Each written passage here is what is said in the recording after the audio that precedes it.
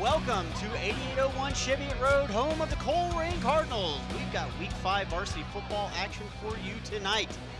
This is Waycross Community Media in collaboration with wearecolerain.com, bringing you Colerain Cardinal varsity football. Tonight, the Cardinals are at home battling the Oak Hills Highlanders, the longest, I would say, rivalry probably in the GMC branding going back many, many decades. And tonight, both teams are looking to get off the schneid as they enter tonight's game, each team 0-4. Yeah, Oak Hills is the most common opponent of all time for the Colerain Cardinals. Not sure if it's reciprocated that way, but it is going all the way back to the beginnings of the program. And back in the 80s and 90s when they're in the Metro Conference together. Even all the way back into the 70s. These two teams have got close to 100 contests between the two of them. And tonight they both have started off their season. Unfortunately, neither one of them finding their way into the win column yet. Colerain last week coming off a road loss to Middletown, coming home tonight in the hopes of trying to get a W against this Oak Hill squad, who's also struggled to get in the win column this year. So it's a beautiful night here at Colerain. It's youth football night, so we had a really cool tunnel at the beginning of the program where all the Colerain youth football players got a chance, as they do every year, to line the field, and the varsity players got a chance to run out amongst them and come out onto the field. Colerain did win the toss, and they elected to receive, so they're going to get the ball and hopefully get this offense going. Brandon, we've talked about it a lot this year. There are moments and spurts where they look good. They move the ball well. The young sophomore quarterback guard looks good, and then something happens, whether it's a penalty, pre-snap, post-snap, an interception, turnover, something happens that just gets them off track. And as a result, as remarkably as it sounds, we are 4 weeks into the season. Here we are, week 5. They don't have a score yet. No touchdowns, no field goals, other than, to your point, a safety several weeks ago. Yeah, and as you mentioned, they've moved it somewhat consistently. In the Princeton game, they went up and down, just couldn't finish, got to within actually the 1 yard line and never scored any points. But putting it all together, and it's really not just from an offensive standpoint to put points on the board, but last week it was a good example. They were pretty close with Middletown throughout, but at a certain point when the offense isn't doing much of anything, the defense just can't hold on forever, gets worn down, and the floodgates open late. Yeah, that's a great call out, right? One of the things you can have, to have a good defense is to have a good offense, right? To control the clock, to move the chains, to keep things going and keep your defense off the field and well rested. And this offense, unfortunately, has just not found their groove yet to do that. So hopefully Coach Stevens has had a good week of practice and have got the boys ready to go against a team that I think they've got a shot against if they can find a way to slow them down and get some points on the board.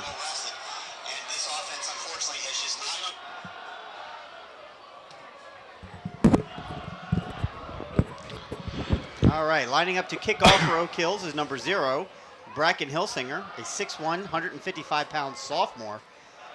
The Oak Hill starters are going to be very well balanced as far as their ages go. You're going to hear a lot of juniors, some sophomores, a couple of seniors.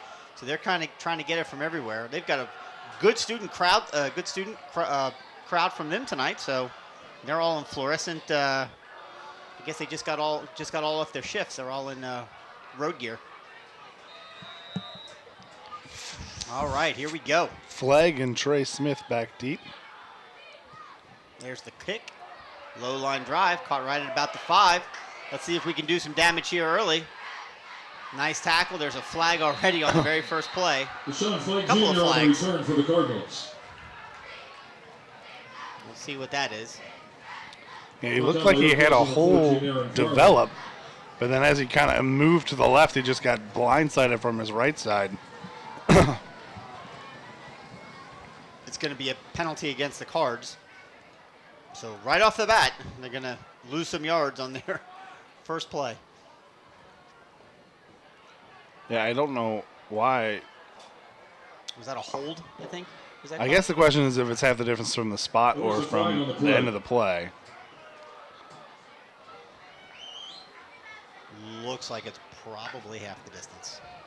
Well, no, the question is it from the spot of the tackle or the spot of the foul? Yeah.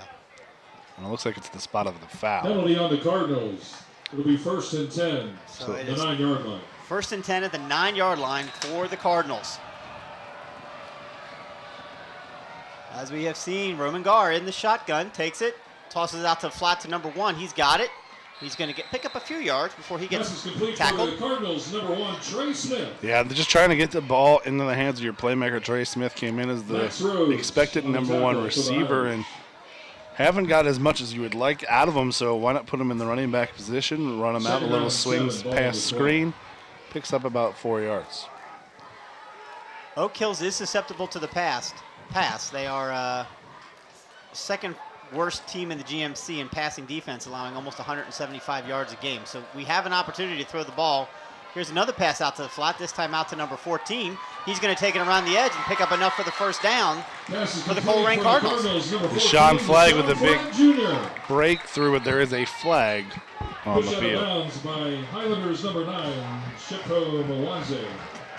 That's exactly what we're talking about. It's the second holding call against the Cardinals already early in this game. And when you get momentum, you got a couple of completed passes, you pick up a first down, and then you have something like that, it completely resets it and it gets you off schedule. He pointed to Trey Smith, and if that was on Trey Smith number 1 there, that was a pretty weak call, to be honest.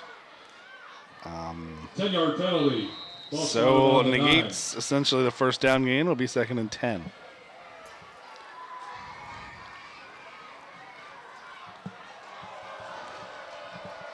So week 5 for the sophomore quarterback, you have to believe he's beginning to build a little bit of confidence here. Snap is back to him. He looks to throw, and he does. Complete once again to Smith. He makes several guys miss, but he's going to basically get no yards on that play. It's going to be 3rd and we'll call it 9. Well, coaching staff must have saw something they thought they could exploit with those little screen passes. Yeah, it's 3 in a row. That's 3 in a row. They honestly were successful. 3rd and 9 on the 10. Acceptable amount, but when you put yourself in a hole. Yeah, I mean, it's those holding calls. I mean, that's 10 yards, right? It just sets you right off schedule right away. Cardinals really need to find some momentum here early. See if they can convert this 3rd and 9 deep in their own territory. We've got whistles pre-snap. Timeout Cardinals. Timeout Cardinals. Well, I'd like to remind everybody that throughout the game tonight, our concession stand is open for you. Of course, we've got a wide variety of drinks, snacks. And I don't know what he saw, but as soon as Gar Gar signaled for motion, Coach Stevens walked on the field right towards the referee to call timeout. So they must have seen something that whatever play was called was not going to be there. So the timeout is called, and honestly, yeah, it's their first possession, but it's the first half. Timeouts are pretty expendable in the first half, you would think. Yeah, you know, it's important because you want to get a good play in here, and you want to start off strong, and you know they haven't done that with the 2 fouls so far. So 2 penalties, excuse me. You do get a look at the Oak Hills helmet there up close. That thing tends to change every year, and this year it's an OH with the outline of the state borders of Ohio. Yeah, look at that. They're one of those schools that like throws a different decal on there every year. Sometimes it's one of the Scots. Sometimes it's just a number. Sometimes it's that Highlander. Yep, there's a snap back. Fakes the handoff, passes out to number 10. He's got it, but he's going to be tackled after a very short gain. Only 1 yard. So every pass we've seen so far has gone laterally. Nothing north-south. Yeah, just another swing pass. This time to send Jacobs in motion. Try to get him, and no one really bites. And honestly, that kind of looked like the play that Ohio State scored on in the national championship game with Jeremiah Smith. Wow. Bring him in motion one way, and then at the snap, run him back out there. But I don't think they're as scared of him going one way across the field as Jeremiah Smith. So we do get a offsides on no kills. Well, that's a refreshing change. What was it? Was it at Fairfield that we were getting called for offsides at seemingly every third down and short? Yeah. So that'll be a 5-yard penalty against the Highlanders. Not enough to make them go for it on fourth down, but certainly gives them a little bit more room to kick from.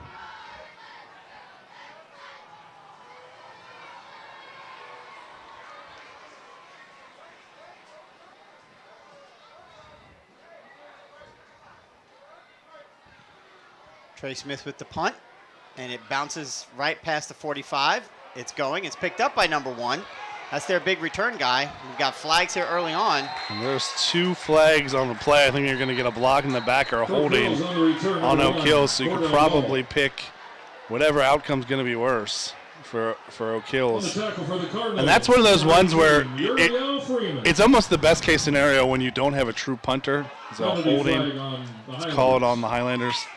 When you have that one that's just, it's not too short that it's a shank, right? But it's not too long that it's not really fieldable by the returners on a fly or on a single bounce. So he kind of had to let that fall. Mm-hmm.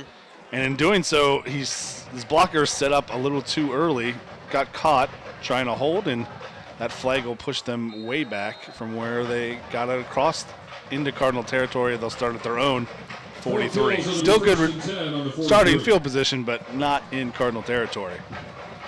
Yeah, let's not start them off in plus territory. So here we go, the Oak Hills Highlanders, their first time on offense tonight. There's number 4, fakes the pitch, a little bit of a triple option, throws it back to number 14. He's going to take it around the side, makes one man miss, but gets enough for the first down, I think. Yep, they're going to give him the first down. So number 14 on the carry for Oak Hills, Aaron McFarland, a 6', 185-pound senior. And he's also I want to say their leading receiver. Yes, he is. 251 yards on the season. On the 47. And not something we really expected to see from them. They've been one of those teams that like to throw it around the past couple of years, but triple works there. Quarterback number 4, Lincoln Schreiber, a 6', 175-pound junior. Tripped up in the backfield, but still falls forward for positive yardage. Yep, just a triple fullback dive. I admit I have not seen O'Kills this year, but have they gone full triple? For the Cardinals. I don't know either. I don't think so, but maybe you know the weaknesses of your opponent. I know this is a program that basically lost they had a quarterback that started as a freshman, and he basically said, no, I'm going to play baseball. So. Huh. Head coach Dan Scholes is running the program for a second time around over there at Oak Hills. Former Colerain assistant. Snap is back. Fakes the handoff and the pitch to number 16. He's got it. He's going to be tracked down from behind, but not before he picks up the first down into Colerain territory, deeper to about the 29-yard line. It's number 16, Cooper Sweet on the carry. Cardinals, number 12, Audrey McLean. Yeah, Oak Hills has found something against his defense, especially going man-to-man. Those guys on the edge got to get off their blocks, but it really exploits the weakness of this Cardinal defense all year. It's been the interior linebackers getting to the point of attack. And, yeah, the edge is contained, but if the linebackers aren't in there closing that gap from the inside, it's going to leave space for the running back to exploit. Yeah, and you're seeing a lot of yards on the carry before even initial contact, to your point. There's a faked handoff. Quarterback keeps it, and that was absolutely the wrong decision. He's going to be tackled for probably a 1-yard loss. Yeah, I don't think there was a right decision for the quarterback except to hold it on that play. Cardinals bring a blitz, bring an extra person nowhere for him to really go. Yard lost on the Smart play, play, I second think, by down, Rhodes 11 just at to the kind of 30. eat it. Or, excuse me, for Schreiber. Schreiber. Yeah, Lincoln Schreiber.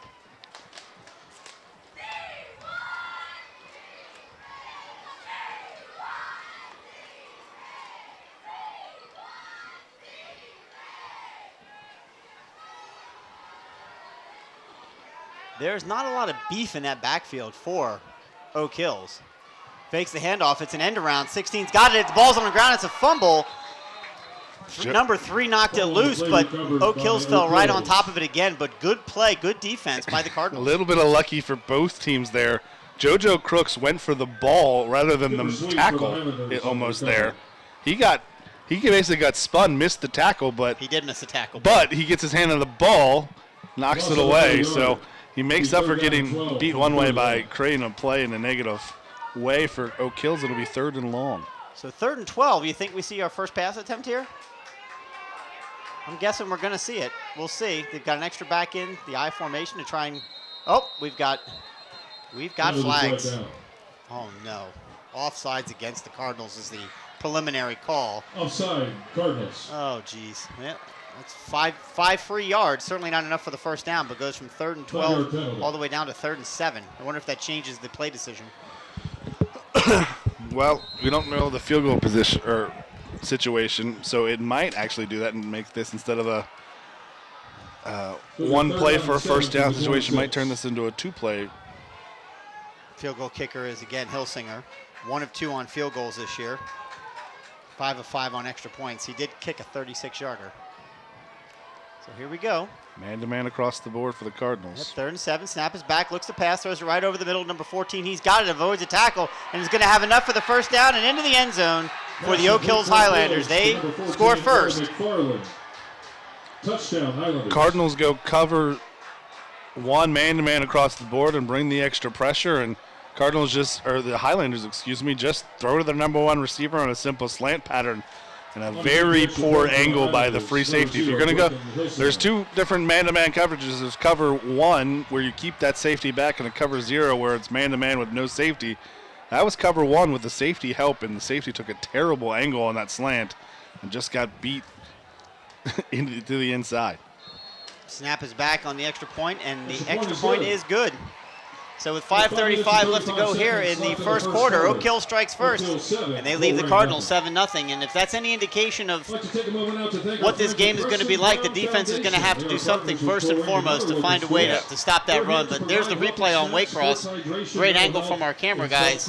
You're right, the safety just took a really bad angle, and there wasn't much defense there he had to fight through. Basically a stiff arm and into the end zone.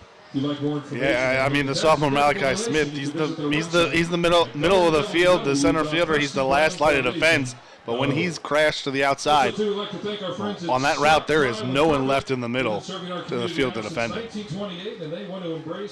And enhance your home. Take good care of it. Taking a second once again to recognize our partner, Waycross Community Media, and all they do for the community here, not just at Colerain, but in the Northwest area, constantly available and out to broadcast events. Got any interest, check them out at their website. Kicking off for the Highlanders will be number 0, Brecken Hilsinger, back to receive for the Cardinals. Number 1, Trey Smith. And number 14, Deshaun Flagg Jr. Deshaun Flagg Jr. and Trey Smith back to receive for the Cardinals.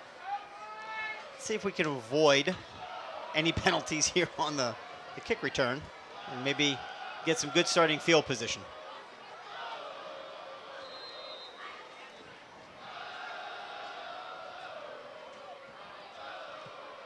It's a high kick. It's going to be short again.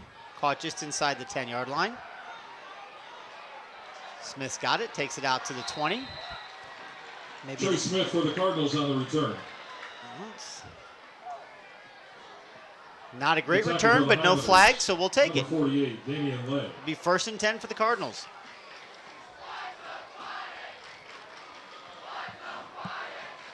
Cardinals will try to figure out something here in their second drive. It'll be 1st and 10 on the 21 for Colerain.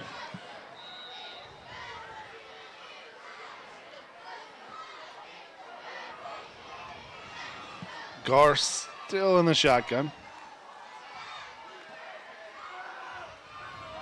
Snap is back. He drops back once again, throws it into the flat. For number 14, he's got it, makes a few guys miss. Pass is complete for the Cardinals. He's going to pick up a good number of yards on that one. Sean Flagg Jr. looks like about a pickup of 5, maybe 6. Yeah, and that's a positive play, but it's also got some negatives on it. They had that play set up, but Gar did not let the thing. He didn't let the play breathe. He rushed everything. He snapped the ball too quick. So the play is designed. We've run all of these wide receiver running back screens to one side. He didn't give the time to a defense at all. He just snapped it right away. So the defense was supposed to be lulled to sleep on one side and was still in position there. Still a good job by Flagg to pick up 6 yards. Yeah, I thought he obviously was going to go down before that. There's a quarterback keep. Gar's going to get it. He's going to try and take it around the side, but he's going to get tackled. No gain on the play. Yeah, that's just a really good play by Miles Cunningham. The sophomore. That's a big sophomore. Gar thought he had the edge and the first down on the quarterback keep on the read option, but caught up from the feet from below, and Cunningham makes the tackle. 6'1", 242-pound sophomore linebacker. What number is he? 22? 22. Yep, I see him. Cardinals really need to pick up this first down here. Once again, deep shot, got single set back for the Cardinals. Man in motion. Snap is back to Gar. Fakes the pass, throws it across the middle, and it is incomplete. Pass incomplete for the Cardinals, intended for number 10, Aaron Jacobs. Yeah, that was a poor read, and when you say read, it's not the traditional option, it's an RPO, and it looked like he had made the decision to go to the outside man. They'd set that up with the screen. Again, it's a setup. He puts it in there for the belly. The dive is not there. He's looking either for the outside receiver running a slant or the inside receiver running a little bubble screen. And it looked like he just made up his mind. He was going to the outside guy, and the outside guy was covered on there. And might not have got a big gain, but probably would have been close to a first down if he takes the inside guy running the bubble. So Smith on once again to punt the ball. High snap, he's got it. Good kick, gets it off even with a little bit of pressure. It is caught. Oh no, it's fumbled, and the Cardinals fall on top of it.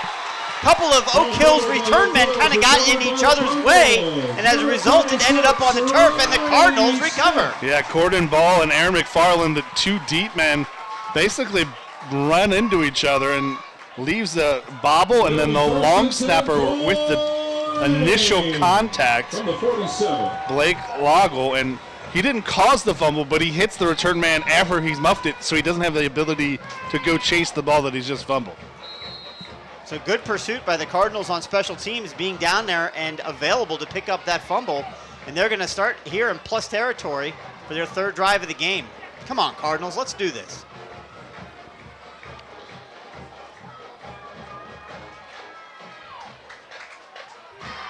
Got trips to the left here for the sophomore quarterback. Gar's got it, looks to throw, and he throws it once again on a screen to number 10. He's going to get it and get tackled out of bounds. Number 10, Aaron Jacobs. There's no question when Gar gets the ball where he's going with it. He turns and he immediately finds his receiver, and that's where he goes. I don't know if there's supposed to be a progression or not, but I don't ever see it. It really seems to be the game plan. I mean, 3 drives, we've really just seen nothing more than 5 yards downfield was the deepest throw. Nothing over the middle. A bunch of screens and 1 backside hook. Right. Gar drops back, looks to pass. There's a go. There's a pass down the middle, and it is caught. Oh, it's dropped. Pass incomplete for the Cardinals, intended for number 14, Deshaun Flagg Jr. You asked for it. He does everything right there. Yep. But his receiver drops it. I mean, here you can see it on replay. He drops back. He's got good motion, sets, looks. Good protection, steps up, throws it right. And honestly, you can't make a better throw. You can't. You cannot make a better throw than that. You've got to make that catch. So now you're looking at a 3rd and 9 on what should have been a first down completion. See, it's the little things like this. If it's not a penalty, it's not being able to execute on a fairly straightforward play that's prevented this offense from really getting any traction. There's another pass, intended and incomplete, knocked free on defense by number 33 of Oak Hills. It'll be 4th down and 9. Yeah, if they're gonna, they've been giving them that little thing. It looked like Deshaun Flagg was held, but they haven't. They've let him be that physical all game. And he was there for the slant. 4th down and 9, ball on the 46. He got help. Will be number 1, Trey Smith. Well, that's a little frustrating. Yeah, you can see that pretty clearly on the replay. It's essentially the same play that Oak Hills scored on. So now Colerain knows just how to hold the guy like that. Just, not blatantly, just enough to turn his hip. We've got a flag here on the punt. Low line drive, bounced at the 20. And they're going to let it go, I presume. No, he picked it up, and he's going to try and run with it. He's going to get tackled and taken down. He went back into the end zone. They're saying he stopped progression at the 1. There is a flag on the play. I mean, great pursuit by the Cardinals on special teams. We'll see what the call is here. I mean, any kind of penalty isn't going to move that ball back any further. Unless it's against the Cardinals. Flag on the play. Now, here's the question. What is the question, Brandon? Tell me. The chain gang moved, so that's the first thing to be settled. I'll tell you what, Blake Lockel's done a good job getting downfield with the long snap. The chain gang already moved, so I'm sure the referees haven't marked down where to go. So, but do you take obviously I think you take the 5 yards and make them re-kick it. Yes. But you could have just taken the 5 yards and took the ball at the 6 rather than the 1.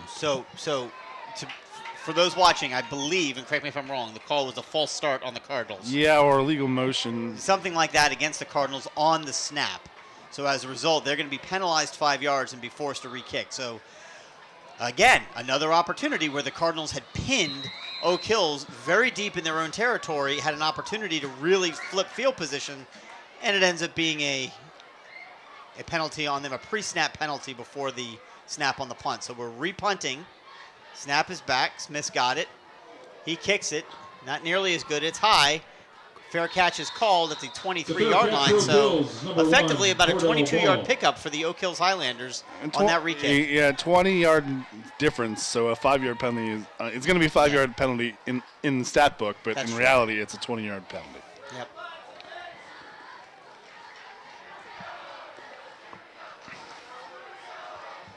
For the Highlanders, it'll be 1st and 10 on the 21.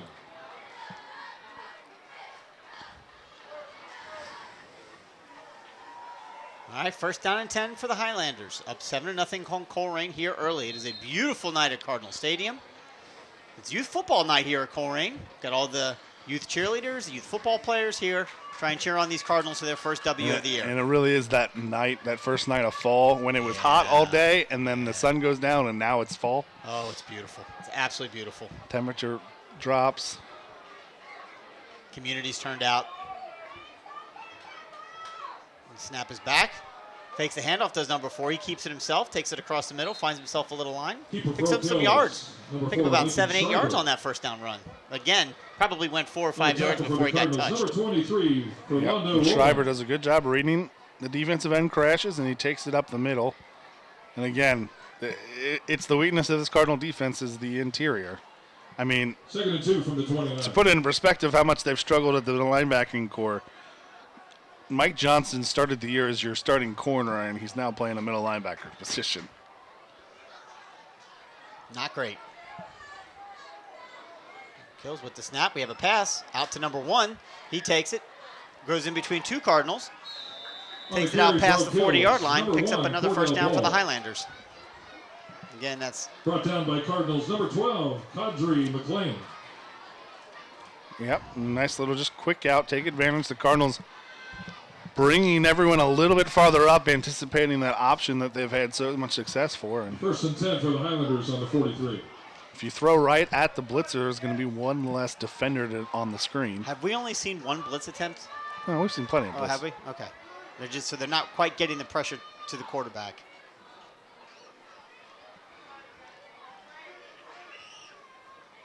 Good play by the Colerain defense. They crashed on that, and they prevented a big run there. Number 30 tackled the ball carrier for Oak Hills.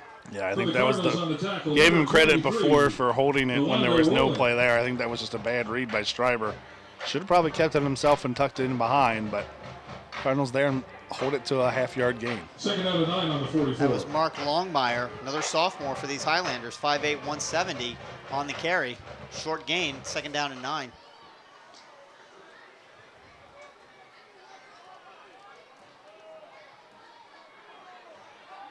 Lincoln Schreiber, only a junior. And at the end of the first quarter, Here you go. 7. Couldn't get the play off before the clock whistles blow, and we're at the end of the first quarter with Colerain trailing Oak Hill 7-0 here at Cardinal Stadium. Sponsored by the Cincinnati, Ohio Police Federal Credit Union. They're the official credit union of Colerain High School.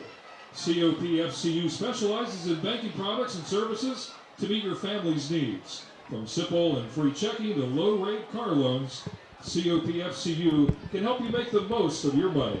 You can visit them online at copfcu.com to learn more. Tonight's Vote for Doe participant is Lincoln Ryan. If Lincoln Ryan is able to throw one of 3 footballs through the target, she will win $75. Good luck, Lincoln. Good luck, Lincoln.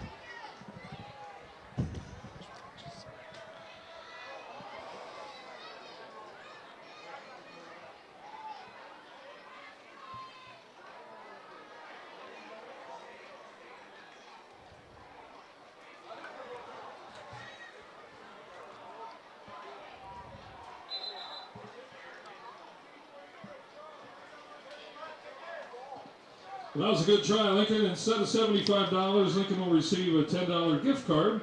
The Throw for Doe prize will increase to $100 for the next home game. So remember to visit copfcu.com for all of your banking needs. So 2nd and 9 for the Highlanders at their own 45 to start the second quarter. See this Cardinal defense make a play here. There's a little reverse to number 14. He gets through untouched, and he's off to the races. He's going to blow right by the Cardinal defense and take it into the end zone for another Oak Hill score. I don't see any flags on the field. Touchdown, just a well-executed run by Aaron McFarland, the senior, for the Oak Hills Highlanders. Yeah, they go with the counter. There we saw Cardinals crashing down. We saw option, and where the Cardinals tried to have set up a play by running one over and over again and then mixing it up with a little wrinkle off of it. Oak Hill's able to do it here as the Cardinals all crash, play side, odd that initial dive, and they come back with McFarland on the counter the other way for 6 points.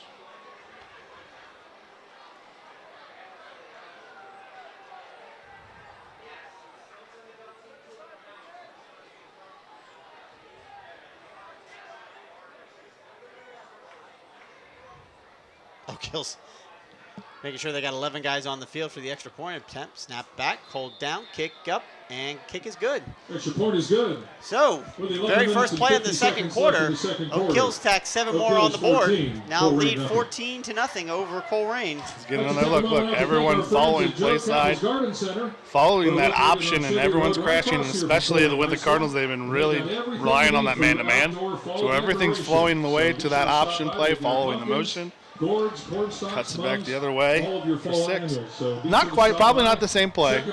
Probably not the same call and not quite the same formation. Very similar to the Cardinals used to run when they ran the option, that little fullback counter back the other way, except combination of that and the play with the receiver reverse that they never ran except like 3 times.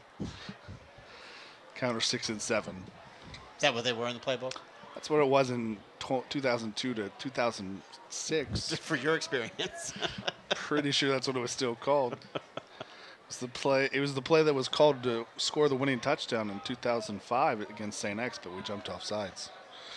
I'm trying to remember who it was that jumped off sides. That doesn't matter, right? Yeah, no. It's not. I mean, we don't need to name names. No. I bet you remember. Yeah. Taking off for the Highlanders. That was a game. I can also tell you his daughter's best friend is my daughter. So. And we'll leave it at that. Yeah. No more details need to be shared, okay? Trey Smith. And number 14, Deshaun Flagg Jr. So Oak Hill's kicking off for this 4th time, I guess, including the opening kickoff. 2 scores, opening kickoff, and now their 4th kickoff. That would be 3. 3 times. Simple math. Whistles, whistles, whistles.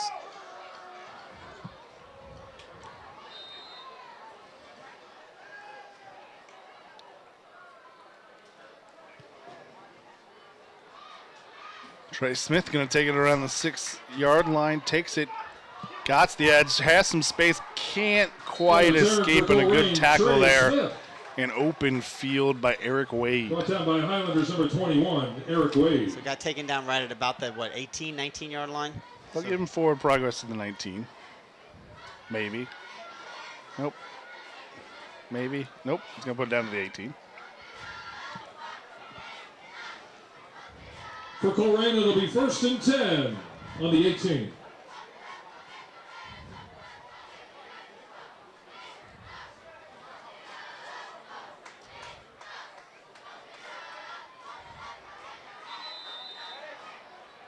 All right, let's see what Mr. Gar can do here. Fakes the handoff once again, and I don't know what that was. Was there a receiver there that I'm missing? I think that was intended to be a RPO throw to 14 Deshaun Flagg, but he went in full block mode and didn't turn back around. Yeah, that's what I thought.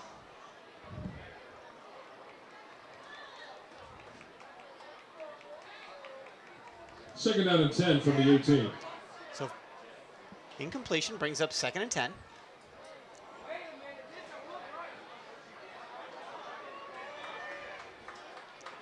Have not had many rushing attempts at all. And as the minute I say it, they hand it off right over the middle. The senior takes it out up to the 25, 24-yard line. So nice pick up on that for run. The Cardinals, Carvis Davis. Yeah, make it a 3rd down and 4. Yep, Carvis Davis on the carry. Michael Branch for Oak Hills on the tackle. So here it is on the replay. He just gets right in there, makes 3rd one down and arm 4 tackle from the miss. 23.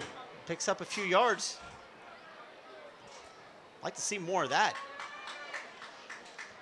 Now Davis in motion to the other side. Lines up in the slot. See what Carr's going to do here. Drops back, looks to pass. Throws it complete to number 14. Steps up, makes a man miss. Has enough for the first down.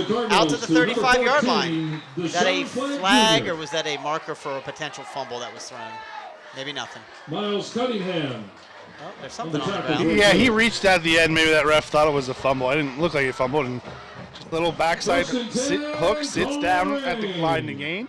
Makes a couple by miss, and you don't know that was a fumble. That was not a reach out. Never really fully got out of his grasp, but he did lose control there momentarily. Fell on top of it. So Cardinals retain, pick up the first down now. 1st and 10 at their own 35. It's the handoff once again up the middle. Not a whole lot of running room on that one. Pick up short 2 yards on that first down run. For the Cardinals. Davis is, I mean, it's tough sledding for that young man, right? Perion Brundages. We're talking about a listed at 5'1", 190-pound running back. 2nd down and 8, ball on the 37. I mean, we've had some short running backs in our history, no doubt about it. But I'm comfortable in saying we've never had anyone 5'1". He could just get himself out into the open. I know he can move. He can scoot. Got to get through that initial line of defense, though. There's another, fakes the handoff.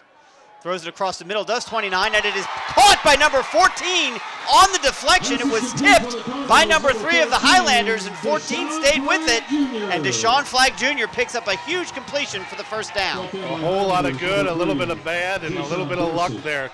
Good read by Gar, but a terrible throw. He underthrows Flagg, who was open on the post there. Allows number 3, Deshaun Dorsey, to undercut it and nearly made the pick, but he can't grab it. Flagg catches the deflection and picks up the Cardinal first down. Goes down in the books as a completion. First down for the Cardinals at the Oak Hills 32-yard line. Fakes the handoff once again to 13, and he throws it across the middle, and the intended receiver is knocked down before he's even got a chance to catch the ball. It was intended for 27. Oak Hills number 22. Jaden Bryant, the intended receiver, the sophomore tight end, who's also lined up at running back. So incompletion stops the clock. 2nd and 10, 2nd and 10 for the Cardinals.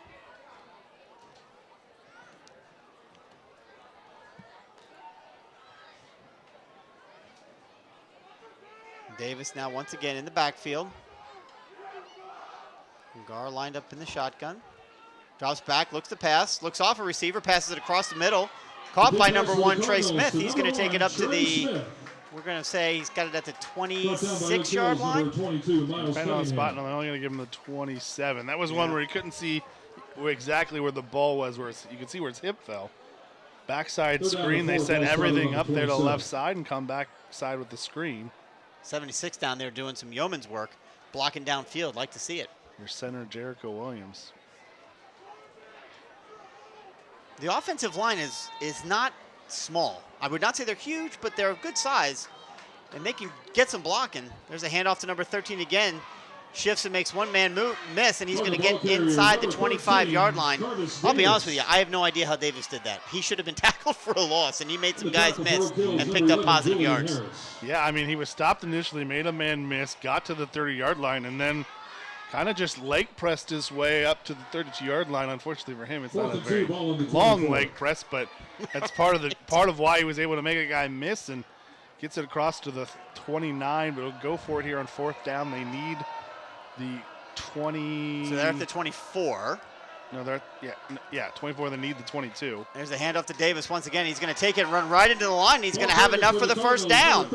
So maybe credit the offensive line and Davis on that one. Yeah, that's one though. Davis has to look up. You take the result, but he takes the ball and he just runs right behind. Oh, what if he cuts left? Yeah, he just cuts in, and to his credit, maybe the linebacker closes that way, but at a certain point, if you need 2 yards, you just get on the hips of your lineman and push forward. Yep. Like a rugby maul. So 1st down and 10 for the Cardinals now at the Oak Hills 21-yard line. Gar's got it, hands it off once again to 13, finding some success up the middle. Cardinals ball carrier, number 13. Not going to get maybe but 1 yard on that run. Yeah, brought in the extra lineman there, the defensive lineman Tristan Von Risen as an extra blocker there. For the Highlanders, number 54. They're not going to give him any yards gained on that, so it'll be 2nd down and 10. I did notice I don't see number 8, the 6'4" Gavin Colerain on the field, so I don't know if he's out or what tonight, but don't see him here. 2nd and 9 on the 20.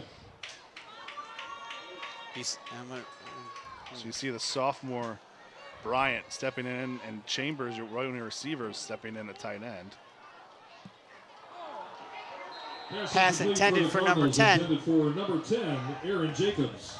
Intended for Aaron Jacobs, falls incomplete. It's now 3rd and 10. It's not a bad idea, but again, Number miscommunication 33 on the coverage. or a poor throw, one of the ball. two, because Jacobs ran more of a slant and that was more of an out. You probably could have argued that it was pass interference because, or at least holding, because when he went to go backwards from where he was, but the ball was tipped, so that negates the pass interference bit. So here we go, 3rd down and 10. Need to get some yards here. Gar's got it, looks to pass, throws it across the middle, and it is caught and into the end zone. Looking for the official. Are they going to give it to him? I guess so. Touchdown, Cardinals. Put 6 on the board. Aaron Jacobson, a little bit of setup there. They all jump the bubble screen. He throws to the post behind it, expecting to block, and Aaron Jacobs gets the Cardinals' first touchdown of the year. That can change everything. Little confusion for the Cardinals because they haven't done this all year to get the full complement out there. Snap is back, hold is down, kick is up, and I think it is good. So with 6:54 left to go in the opening half, the Cardinals now trail Oak Hills 14-7.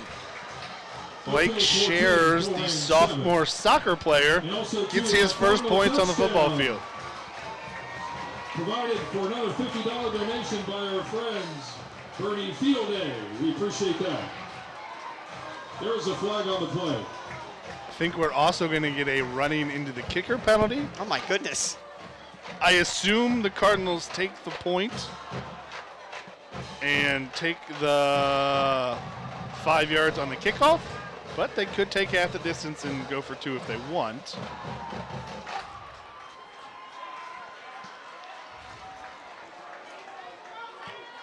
Let's see what the call is here. There's a lot of discussion from the referees. It is a lot. Which can be good, but can also be bad. It's good they get the call right, but sometimes it shouldn't take that long to get the call right. So we have, is that a So no, it is foul? a personal foul. Yeah, there roughing you go. the kicker. So the Cardinals will kick off at their 45. Now, the big question is, I know he is the guy spotting the kickoff, but why isn't the referee with the white hat on, the guy who's supposed to be the head referee, signaling that Right? to everyone? I don't. Why is the referee, one of the site judges who's Kicking off for the Cardinals. I've never seen that. odd. Yeah, I've never seen Look, that. I know you're trying to save yourself a 35 or 45-yard jog, but come on, man. Well, this is very advantageous for the Cardinals. They've got an opportunity to pin Oak Hills very deep. There's the kick, and he's going to just put it deep into the end zone. Yeah, there's always the question on that. Like we saw Fairfield took advantage. You get a short field like that against us, again, not just against us, but I saw it against us. We get a short field like that. Perfect opportunity to kick an onside kick, try a little pooch kick to try to field it. Right. Or you just kick it and take the extra point. So you got to look at that running into the kicker. Is it the kicker or the It's holder? not running into the kicker, but it's more running into the holder. He knocked that young man right over, didn't he? Body control. And as long as the ball isn't there, all three of those people involved in that procedure are protected. You can't run over the long snapper, can't run over the holder, can't run over the kicker. For the Highlanders. So the defense got a little bit of a breather there on the sideline while the offense marched down the field and put 7 on the board. Let's see if they can come out rejuvenated, not bite on any fakes and counters, and see if they can get this ball turned back over to the offense. 14 goes in motion, fakes the handoff, does the quarterback. He's going to keep it himself, steps up the middle. He's going to pick up a lot of positive yards before he gets tackled, but not until he picks up, I'm going to say 8, maybe 9 on that first down run. Again, they just continue to get so many yards before they're even contacted. 2nd and 1 from the 29. I mean, 23 for the Cardinals missed him in the backfield, and then was the one that ended up catching up to him and tackling him, taking him down.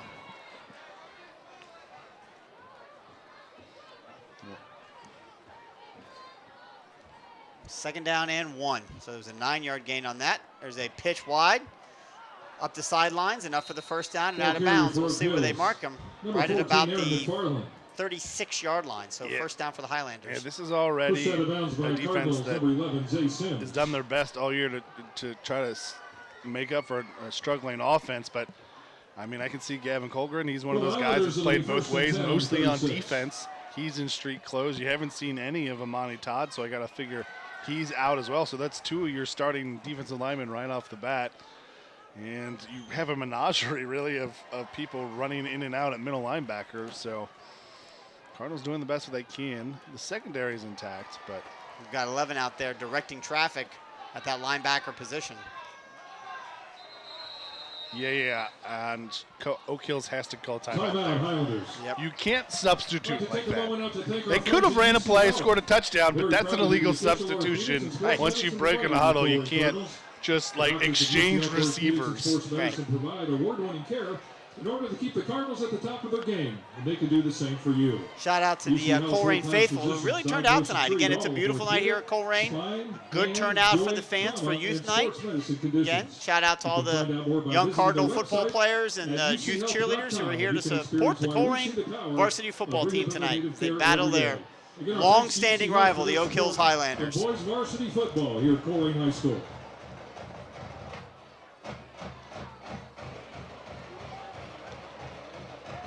It's been a while since I've been to Oak Hills. I know, kind of taking a few years off here to get my kids through high school, but I know we've got some fond and not so fond memories of Oak Hills and our time out there, no doubt. We've got a wide variety of drinks, snacks, candy, grilled items, all for you to enjoy. And all the proceeds will benefit the Colerain Booster Association and also Colerain High School. We do thank you for your support. It's one of those places we used to have to do it from the stands on the visitor side. It's also where we learned that GSF Foods hot dogs are really good. Yeah, the GFS hot dogs, absolutely. Those are fantastic. The infamous pocket dogs.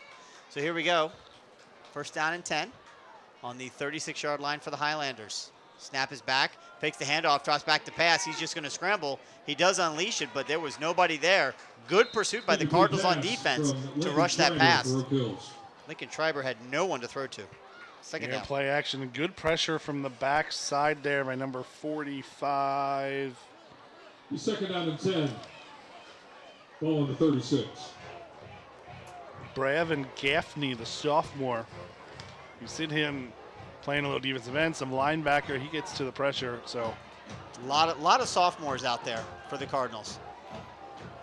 There we go. Linebackers once again moving everywhere, trying to get in place before the snap. Snap is back. It's going to be a long, deep pass down the sideline, and it is incomplete, but there's a flag on the play, presumably pass interference. And it doesn't matter if the ball is out of bounds and uncatchable. There is no such thing as uncatchable in high school. On the coverage for Colerain was number 6, Ali Carter. So that's a situation where, again, my guess is, and I did not see the replays, he didn't really get his head around it all, trying to find the ball. Here it is. Great job by Waycross and their camera crew to get this. We'll see it right here.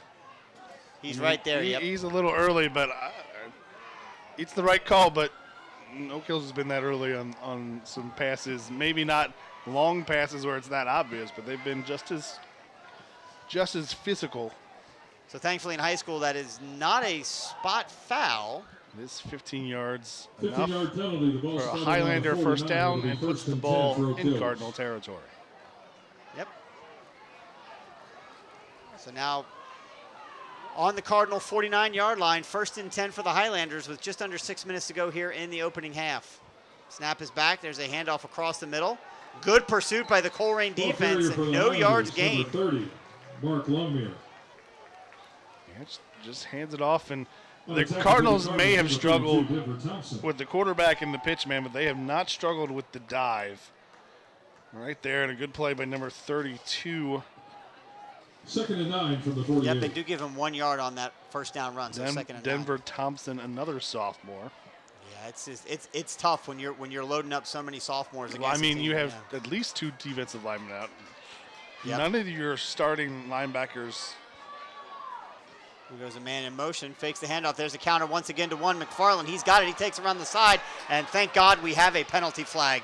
That one's going to be coming back. Yeah, I mean, it was one of those where it was fairly obvious, but I could understand as you see it right there is a block in the back. Yep. It's one of those where, it's not really that had his hands on his back and pushed him. But that's the thing. It probably has no effect on the play. He probably still beats him to the edge. Right. He probably didn't do it, he barely touched him. So you can kind of see, I can see why they didn't call that. But following the letter of the law, that was a block in the back. It did knock him off of his trajectory towards the ball carrier. You'll see it here. He was going at him, and then whoops, gets pushed. I don't think he makes the tackle because it's a terrible angle. But we can't assume. But you don't know. It's a terrible. It's not a good angle. He probably doesn't get him, but he did not keep contained. He did not. But we'll take the penalty against the Highlanders. Now pushes them all the way back to their own 41. 2nd down and 19. So good opportunity again for the Cardinal defense.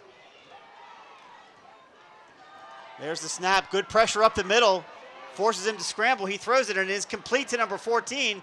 And he'll be tackled out of bounds at the Colerain 40-yard line. So big pickup there on 2nd down, but it's going to be 3rd and long. That's going to be 3rd and short.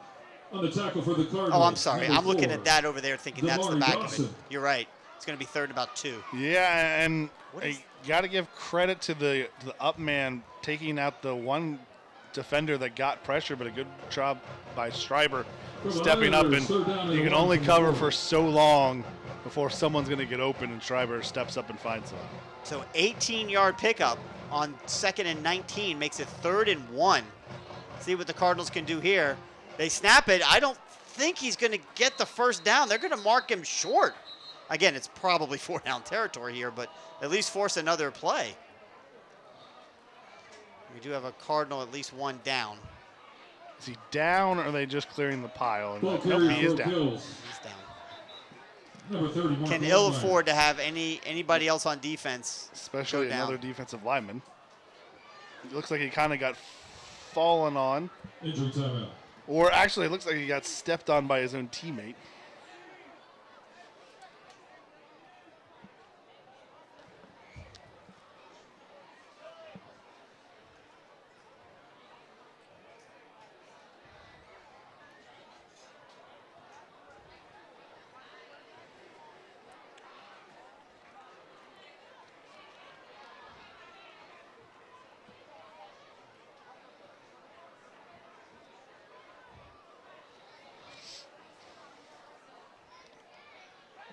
breaking the action. Shocking score from right now. If you're going to tell me LaSalle's up on Elder by 2 scores, I'm going to lose my mind. Covcath is up on Beechwood 7-0. I'm just trying to find an obscure score that found out. Well, first of all, that's not obscure. Covcath and Beechwood are powers.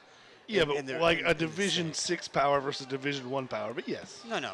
Beechwood's divisions and Covcath's like Division 5. Covcath and Well, if you reverse it to Ohio divisions, it'd be like Division, 1 versus... So Beechwood is in the smallest school division. So it's Division 1A. 7. Right, Division 7. Versus a Division 1. So probably like Division 3. Division 1.5? No, Covcath and Highlands are not that big. There'd be Division 3 here in Ohio. And it's, 7-0, that's early. Middletown scored 35 points in the first quarter against Sycamore. Oh, my goodness gracious. It'll be 4th and Welcoming 1. the Aviators here to Colerain next week.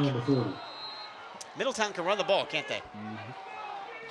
All right, here we go. 4th down and 1. Got to keep the Highlanders on the other side of that line. There's the handoff. He takes it and runs forward and holds on to it and picks up the first down. Good push by the offensive line for the Highlanders. And first down for Oak Hills. Longmire on the carry. Yeah, not expected when you're unexpected where your two premier defensive line, 2 top defensive linemen are out. You had another defensive lineman just come out hurt. You kind of expected to go right at it. First and 10. Team that struggled on the second level, and the Cardinals were there. They just got pushed backwards. With under 4 minutes to go here in the half, already up 14-7. I can't imagine Oak Hills is going to put the ball in the air, right? Again, with all these missing on defense, you just got to think they're going to run the ball. Double fake, throws it across the middle, caught, and then knocked down. But 9-yard pickup by Aaron McFarland on first down. It'll be 2nd and short. And this is a big drive for both teams because Cardinals needs to hold, and Oak Hills can have an attempt here to really put it away because they'll get the ball first to start the second half. Yeah, the Cardinals have got to find a way to keep Oak Hills off the scoreboard here. Ball spotted on the 33. It'll be 2nd and 1. 14-7 you can live with at halftime. You don't want 21-7 or even 17-7, knowing Oak Hills is getting the ball back. Good call.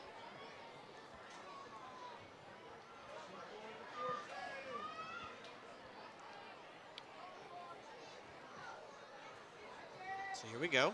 2nd down and 1 again. Short, drops back, looks the pass, throws it deep, and it is caught. Exactly what we could not have happened. Number 14, Aaron McFarland. That was McFarland once again with the catch. He is their leading receiver. I think we're going to add a roughing the passer. Yep, on the tackle for the Cardinals, number 15, Malachi Smith. Just threw it up and under duress, gets it there, and Malachi Smith just, again, takes a poor angle. He's there. He's not the main man on coverage, and he has time to recover. He just doesn't take a great angle to the ball, and he gives McFarland plenty of space to make the catch. Now, it's all moot point because they would have got 15 yards anyways. But now it's half the distance to the goal. Puts the first and goal from the 2. First and goal on the 1. They called pass interference on that. Declined, obviously. So they're going to mark it at the 2-yard line. You're going to see a steady diet here of the sophomore number 30, I presume. Nope, fakes the handoff, pitches it wide. Going to make a man miss and spin into the end zone does number 16, Sweet. Ball carrier for Oak Hills, we have number 16, Cooper Sweet. Cooper Sweep. Touchdown Highlanders.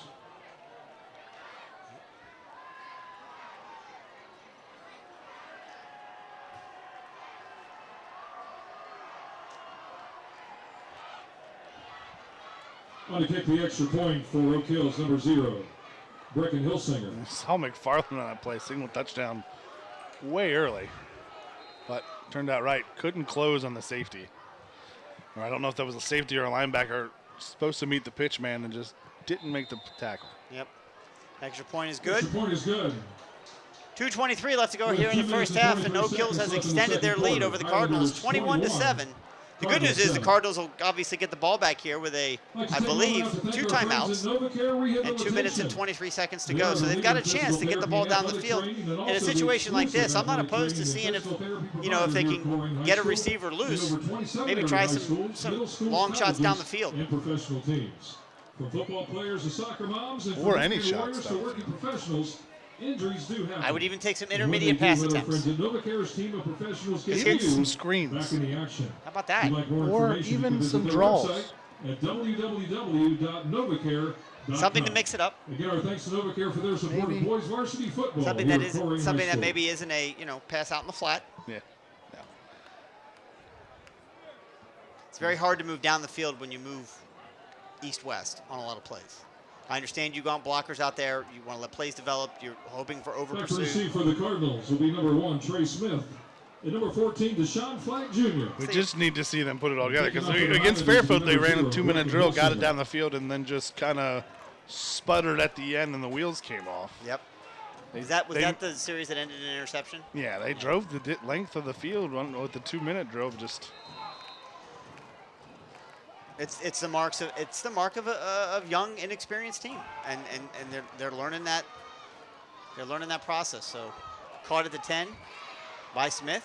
He takes it once again east-west, and he's going to get tackled. So he ran 20 yards east-west to be tackled instead of just going north-south. I don't understand it. I just don't understand it. On the tackle for the Highlanders, number 1, Cordell Ball. so Cardinals will start at their own 15. Plant your foot and For take the it upfield, Cardinals, young it'll man. be 1st and 10 from the 15.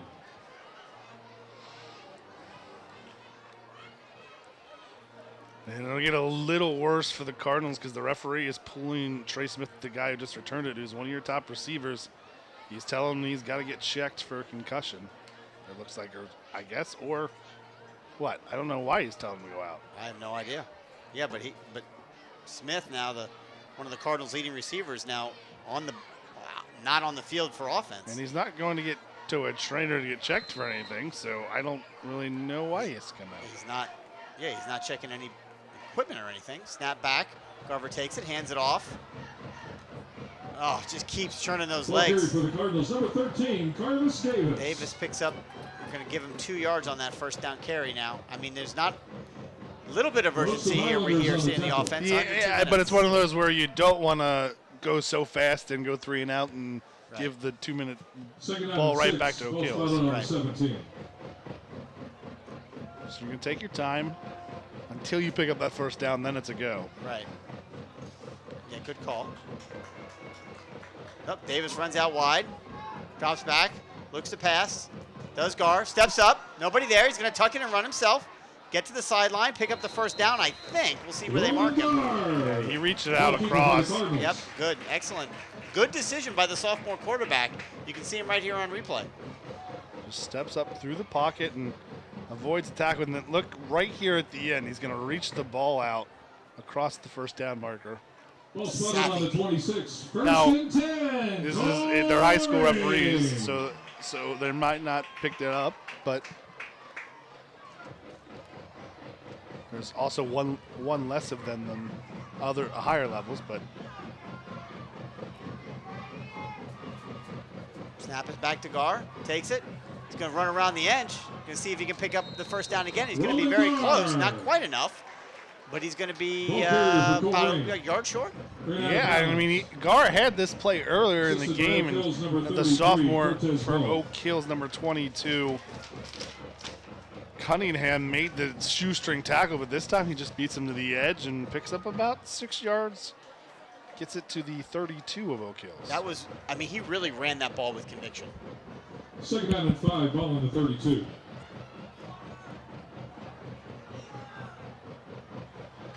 Second down and 5. Snap is back. Gar looks to pass, There we go. Throws it down the field, and it is almost intercepted. Again, underthrown, intended for number 14, and it was knocked down. For number 14, Deshaun Flack Stops the Jr. clock with third down and 4 left to go. 3, Jayshawn Dorsey.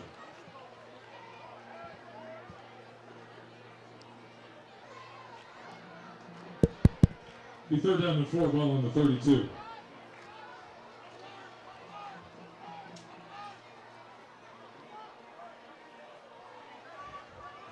Clock stops.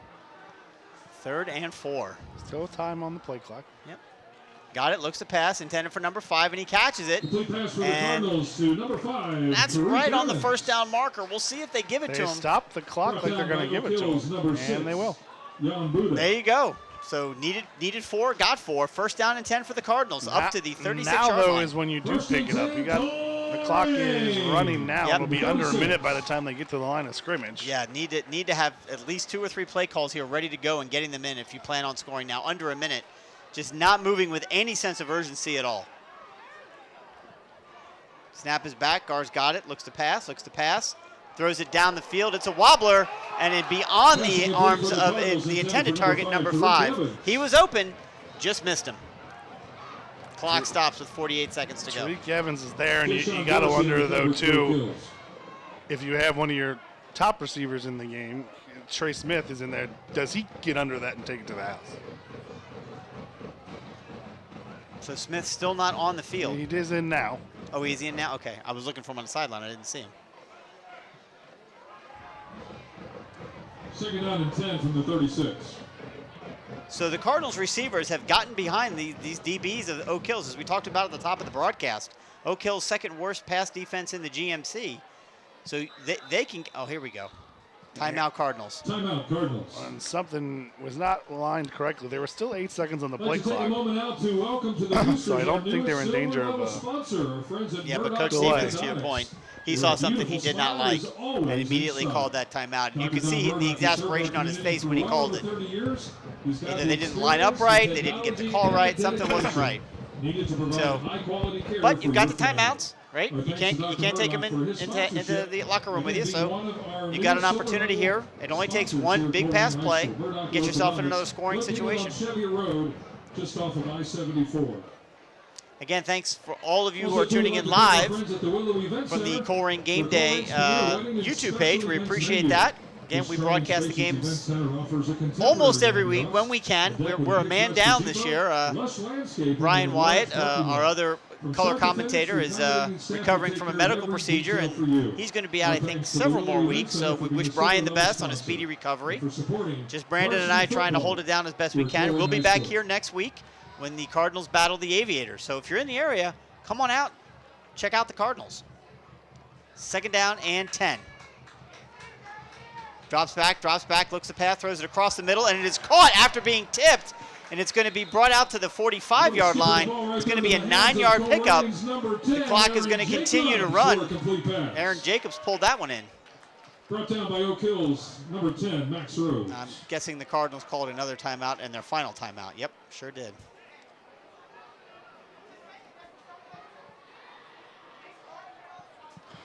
$37 seconds left. To your point, that's the last Cardinal timeout. Well, for over 150 years, the National Flight Company's been in business, and they've built and maintained an excellent reputation for all of the quality products that they manufacture. Offering custom flags, banners, and flagpole installations, the family-owned business believes that great customers who desire great product, manufactured by great employees, is the secret to their success, and we agree. Again, our thanks to the National Flight Company for being the silver-level sponsor here at Colerain High School.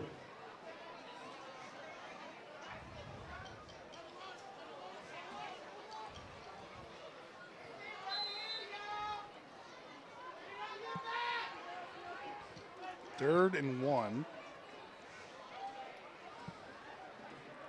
Yep, Smith back on the field now, lined up in the backfield. Nope. Runs back out to the slot position. Empty backfield, 14 in motion. Clock runs on the snap. Gar looks to pass, throws it across the middle, and it is incomplete. Incomplete pass for Colerain to number 2, Donovan Chambers, the intended receiver. Haven't heard much from Donovan Chambers tonight. Number 10, Max Rhodes. Yeah, I mean, with not a great pass. with Colerain out hurt, it looks like Chambers has mainly been lined up at tight end. Well, spotted on the 45, it'll be 4th and 1. But even when you go to those non-tight end sets, you haven't really seen him out there. I don't know. Back to I know he had some drops early in the year. Number 1, Trey Smith. 33 seconds, 4th and 1 at Back to receive for midfield. Oak Hills. Not a terrible Number place 1, for a fake. Cordell Ball and number 14, Aaron McFarland.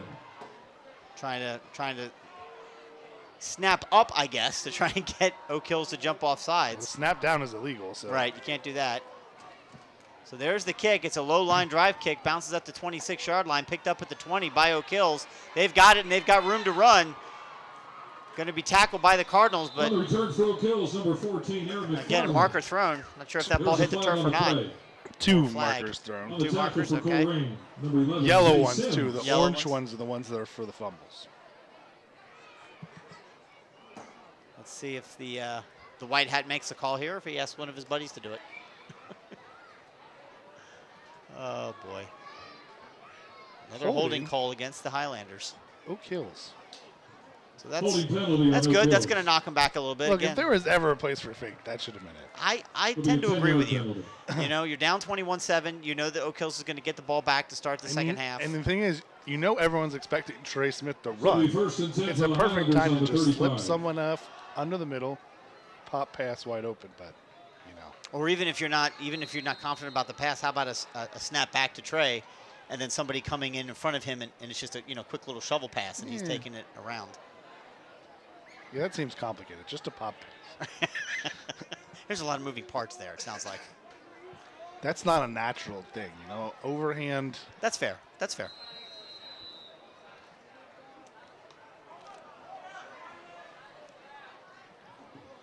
Oak Hills. Oak Hills timeout. So coming out Oak of the Hills penalty, calls a timeout. Oak Hills had to call a timeout. So they will only have one remaining.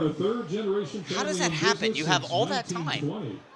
And you don't have a play ready to go? They only have 20 seconds, so maybe they've just recognized, okay, we're going to Just take a knee. take a knee. 2-touchdown lead, get the ball back to start the second half. Well, that could be the case. For those of you listening live on Colerain Game Day, appreciate you tuning in. Well, obviously, there's a couple of big games in the area tonight. Brandon mentioned one of them earlier, the Covcath Beechwood game. That's on the other side of the river. But on the Ohio side, of course, the biggest game in the city, St. X Moeller, a titanic struggle in the GCL, as well as the other half of that, Elder LaSalle, playing. So we'll track down those scores as well as other scores in the GMC as best we can, and we'll have those for you in halftime stats, hopefully, as we come back at the end of halftime. So 20 seconds left to go here in the opening half, and it looks like Oak Hills is going to snap it and try and do something with it. We've got Or they're not. Nope, we got flags everywhere.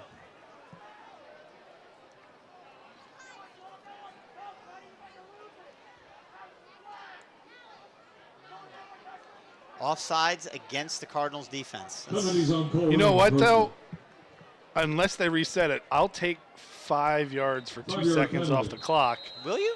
Yeah. If you go 5 yards all the way up the field, I don't think they're capable of making the field goal by, 9 to 45 more yards. Maybe then it's a field goal position, but I'll take it for the first time. You know what? If you get a head start. If you can inch it, right? If you can inch it and you get a little bit of a head jump, yeah, maybe it's not a bad idea. So now 1st down and 5 for the Highlanders on their own 40-yard line. Drops back, good pressure by number 12 up the middle, and he's falling down and throws it incomplete. Great job, but there's another flag.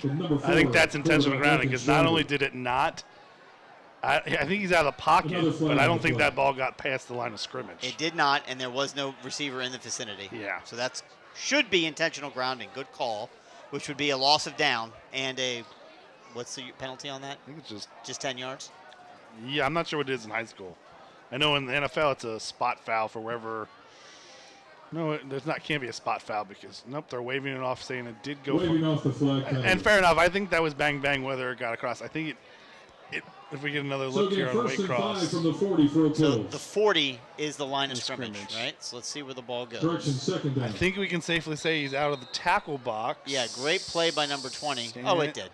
No, it doesn't because it's not. And I would argue it didn't because it got past the 40. Out of bounds. It got past the 40 out of bounds. That's fair. That's fair. I don't know exactly what the rules are of that, but I would say it didn't get to the 40. But I don't think I think it's a moot point regardless here. 2nd down and 5. There's a pitch.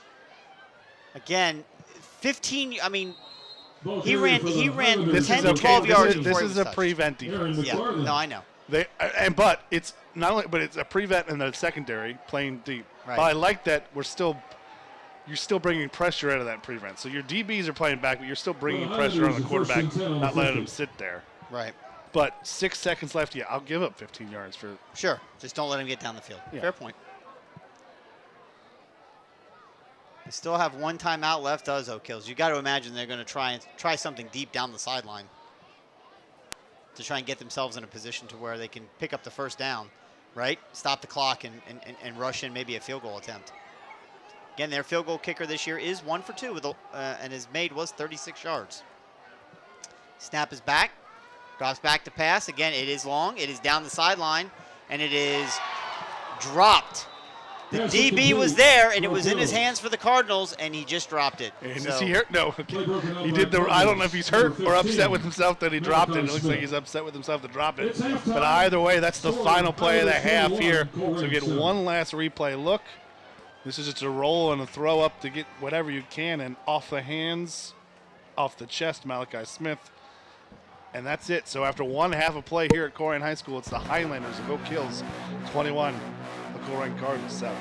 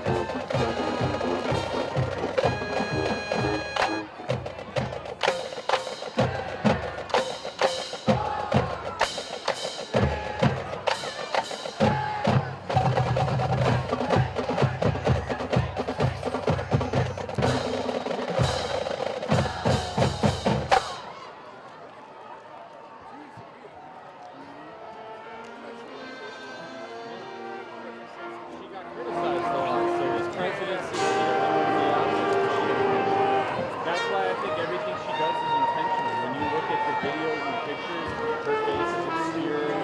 I think she's really trying to do like a dramatic.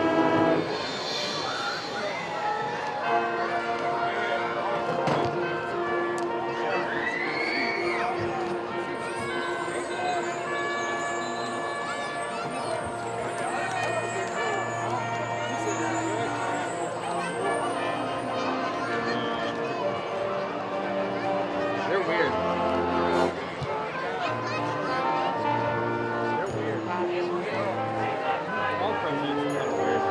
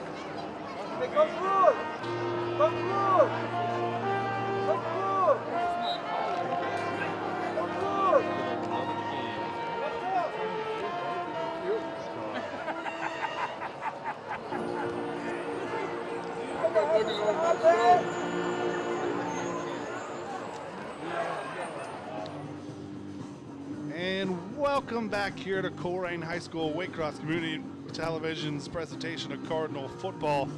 The Oak Hills Highlanders lead the Colerain Cardinals 21-7. Little over under a minute before the second half starts. Cardinals will kick off. Highlanders will get the opening kickoff of the second half. Couple scores from around the city. Middletown leads Sycamore at halftime 42-0. Hamilton leads Mason 14-7. Princeton leads Lakota East 14-0. Lakota West and Fairfield tied at 7. Moeller and St. X Moeller leads St. X 17-13.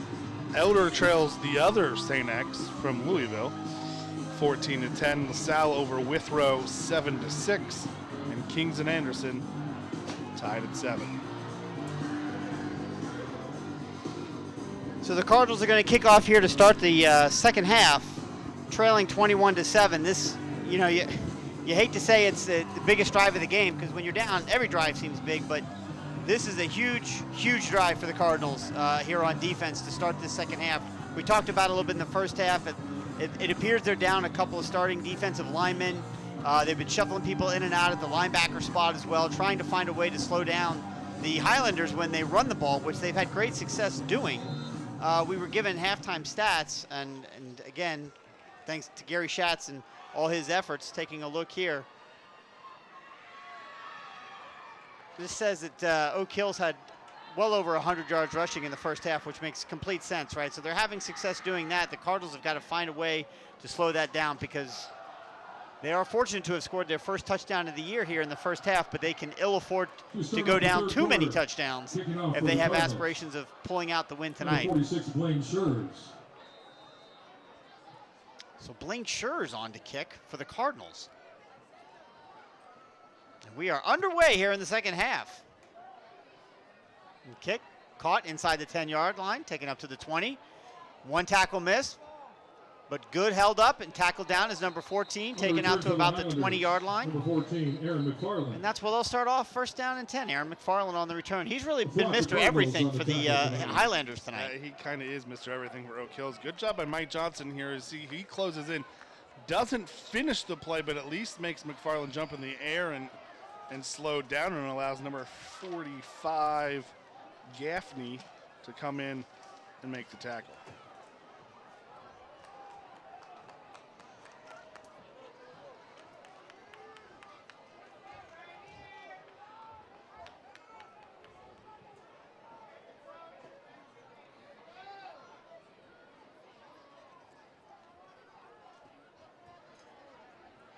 So it'll be first down and 10 for the Highlanders on the 20-yard line here to start the second half, up 21-7. See what this Cardinal defense can do. They are spread out wide. 3-split wide to the right. There's a pass, and it is incomplete. Not sure if it was touched or not, but the Colerain defense was ready for that. Interesting. This is kind of the way Oak Hills we expected to see them. Kind of the pistol, spread it out more throwing, but they have so much success running the ball in the first half to come out passing is Bit of a head scratcher? Yeah, that's one way to say it. So let's see what they do here. This looks like a little bit more in line with where they were lined up in the first half. 14 in motion. There's a handoff over the middle. Big run out to the 30-yard line. Ball's loose and on the ground. And the Cardinals recover. That's exactly what this defense needed. They needed a turnover in the worst possible way. That's their second one of the night.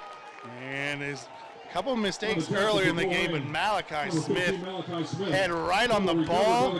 And who comes up with it for the Cardinals? That is number 11, Zay Sims, sets up the Cardinals deep in Highlander territory. Well, that is exactly where they need to be. For an offense that struggled to move the ball, it's really nice when you've only got to go 32 yards to pay dirt.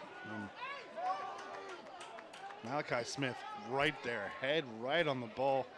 Form tackle pops it loose. I always wonder about that when you say head on. Did he lower his head? Was it a good tackle? I did not see the replay. I assume it was. I mean, he knocked the ball loose. Fakes the handoff, does, and there's a throw out of bounds intended for number 10. Aaron Jacobs. That's not the first time we've seen Gunner when he drops back to throw like that. He really doesn't set his feet. Who? Roman Gar. Roman, what did I say, Gunner? Oh my goodness, I had Linedecker flashbacks. 2016? Right, look at that, we were talking about that just earlier. So Roman Gar on the drop back, he drops back and he just kind of flicks that ball. Yeah. He's kind of falling backwards. In this case, though, I don't really know if he had the time he to didn't in this one, yeah. He has the time to set and drive. He can put it there, but because he's falling back, the pass is falling back, and doesn't really get on target for Jacobs, who's kind of running a comeback route there. So Gar takes a snap, drops back, looks to pass, throws again across the middle. Ball's caught by number 10, stays on his feet. He's going to get out to just short of the 30-yard line, so it'll be a short pickup of about 3 yards. I know they've had success with this little backdoor screen, but I'm really surprised they're not just running more over the middle, just base cross, simple crossing patterns. Lots of screens, and sometimes you get some space and get upfield, but so far tonight, really, the Cardinals have really kind of just get stuck in the space, get stuck behind those blockers, not finding the open space. So Gar's got some time, passes it across the middle. It is caught. Makes a man miss, does number 5, and takes it all the way down to the 15-yard line. It'll be a first down for the Colerain Cardinals.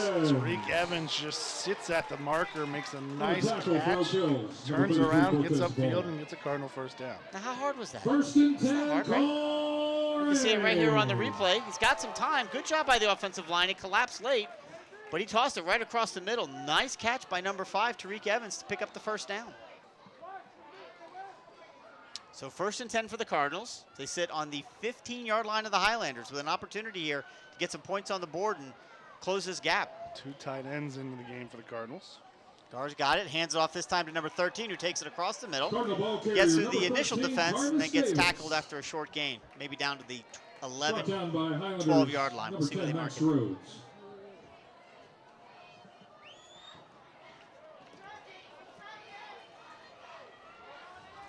They're going to give him a 2-yard gain on that, so it'll be second down and 8. Again, it's the sophomore Cunningham for the Highlanders with the tackle.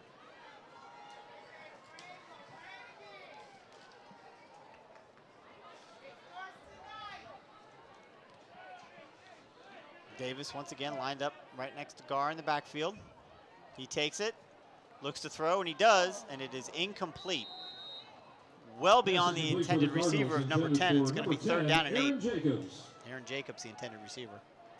On the coverage for Oak Hills. Again, hard to tell on this one. It's a quick little pattern, but you don't know who's in the air there. Someone was in the air. Right. It could have been both of them in the air. It could have been. They could have both went halfway wrong Yeah, it's tough to tell, right? You always think, well, it's the quarterback because it was nowhere near the receiver. But the receiver maybe ran the wrong route, wasn't where he needed to be. Or they're both halfway wrong. That's right. So big third down here for the Cardinals. Get some yards here to make a fourth down. It pass into the end zone, and it is caught. Trey Smith, touchdown Cardinals! Put 6 on the board. You've been waiting for the second time tonight to go over the middle and find 6 points. Trey Smith with his first touchdown of the year. Exactly what the Cardinals needed. Number 46, Blaine Stop the Highlanders on their opening series, get the ball back, and go right down and score. Put 6 on the board. Extra point pending. Snap is back. Hold is down. Kick is up, and it's blocked. The ball is blocked, and it is dead. Blocked, no good. So, and again, that with 9:36 to go here in the third quarter, Cardinals get 6 on the board and now trail Oak Hills 21-13. And you look, and it's just simple play, gets it, and its final read is the post over the top. Trey Smith there for 6 points. Good blocking, gives time for guard to hold on to it, steps up in the pocket, and it's his target for 6. So almost as good as a start as you could want for the Cardinals, except for the extra point being blocked. Yep. But you get the defensive stop, you score right away, and you make it a 1-score game. I'd like to let you know that if you're looking to purchase a car, we'll be sure now to look no further. Stop in and see our friends at Northgate Chrysler, Dodge, Jeep, and Ram, located on Colerain Avenue, Cross County Highway. Northgate Chrysler, Dodge, Jeep, and Ram. They've got hundreds of new and used trucks and cars for you. Let your next vehicle be from them. Remember to shop the gates. Boosters Platinum level sponsors at Northgate Chrysler, Dodge, Jeep, and Ram. I don't believe in jinxes, Brandon, so I'm going to say it. But generally, as far as a discipline goes for the Cardinals, both on offense and defense tonight, they've played well. There have not been a lot of penalties called either direction, really. But good on the Cardinals for. I know they've got some new guys in there on defense. There have been a couple a little bit, but they've played generally pretty well, at least in that regard. And again, after not scoring a touchdown through the first 4 weeks of the year, they've got 2 tonight. So kicking off for Colerain, building some 46, confidence, getting them to believe in themselves that they can score. You, again, get the defense to come out here, and they need to make another stand. Blaine Scher's set up.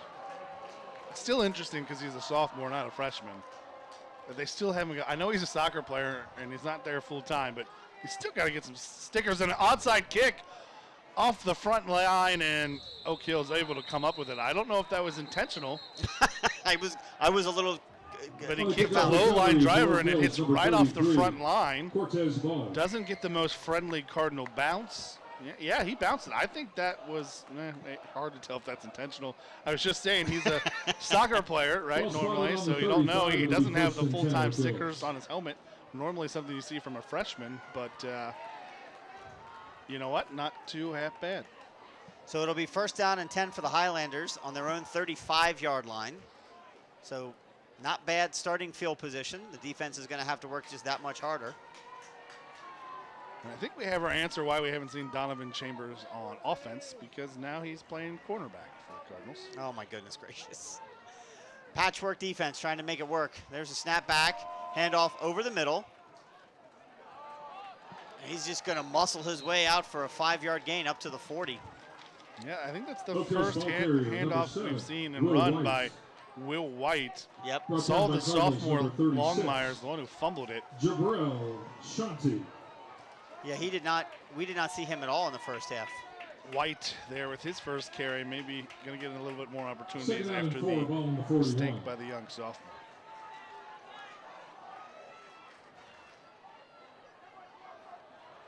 So 2nd down and 4. Momentum on the Cardinals side, but Oak Hill still has control of this game as they've been able to move up and down on the Cardinals.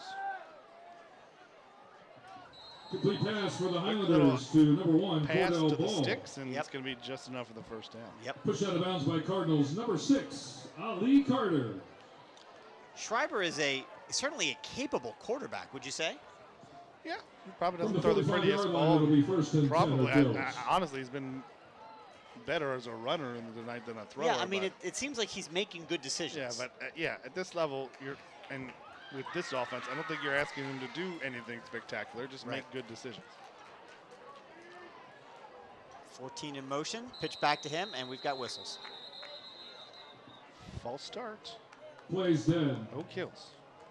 Penalty flag. Probably a good thing for Oak Hills, honestly, because that defender for the Cardinals. Yeah, was I mean, they on the ran a field. quick pitch, which is interesting start. because that's the second time they've run it on the short boundary in high Front school. yard penalty.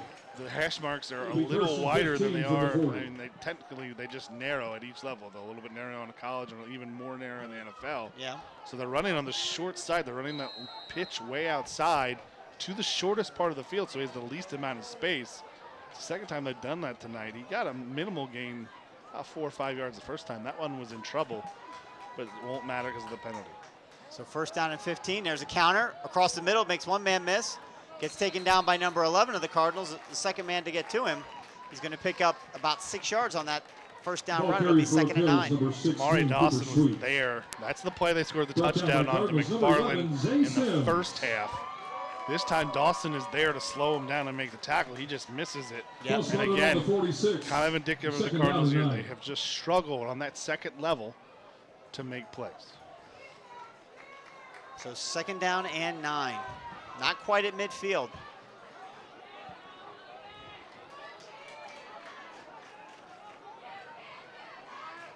Schreiber with it. Let's see what he does here. Hands it off over the middle, through the middle. And again, there's no defense at all there to slow down number 7. Will White. Again, that's White on the carry, just starting to get his wheels On the underneath tackle him. for Colerain, number He 15. picks up the If you first look in down. the replay, Cardinals have him right at the line of scrimmage. He just runs through the sophomore. Gaffney's there to make the For tackle the from the Highlanders, it'll defensive be end first spot, and 10 but on the 40. that's the good read from Schreiber. If you have a guy that is not fully crashing down, he's kind of somewhere in between. In the option read, that's the give read. Because your fullback, you're the dive man, he's going to be running full steam ahead. And runs shortest distance, right? Straight running line. right through that arm tackle for the first down. First down and 10. There's the handoff once again right up the middle. Pick up another 5 yards on that first down run. I think we're going to see a lot of Mr. White here in the second half. Yeah, and again, we Ball have carried for the emphasized enough. Highlanders. 2 of your top Number 7, Will White. defensive linemen are out tonight. No Todd, no Colerain. So On the tackle for Colerain, Two- number 22, Mo 2, sometimes Williams. 3 sophomores up front right now. You do have your captain Second down and 5. up ball on front the in 45. Von Risen, 35, but a correction. lot of young guys playing up front for the Cardinals. And as mentioned before, the guy that started the year as your cornerback, Mike Johnson, is roaming the middle. 14 goes in motion once again. Another handoff right up the middle. White's got it, and he is just bowling through Will White, the ball this carrier, defense for right Oak now. Hills. He's going to pick up another first down on a 6-yard run. On the tackle for Colerain, number 92, Eli I mean, honestly, Thurman. why would Oak Hills do anything different than this right now? And it's just physics. And Mike Johnson is there to make Ball the play, started on but the 29, it's a first and 200-pound 10, running back Highlanders. versus a 160-pound linebacker. Physics is just going to dictate. Even if he's there to make the play, he's going to get pushed backwards, and that's what we saw there. Yep.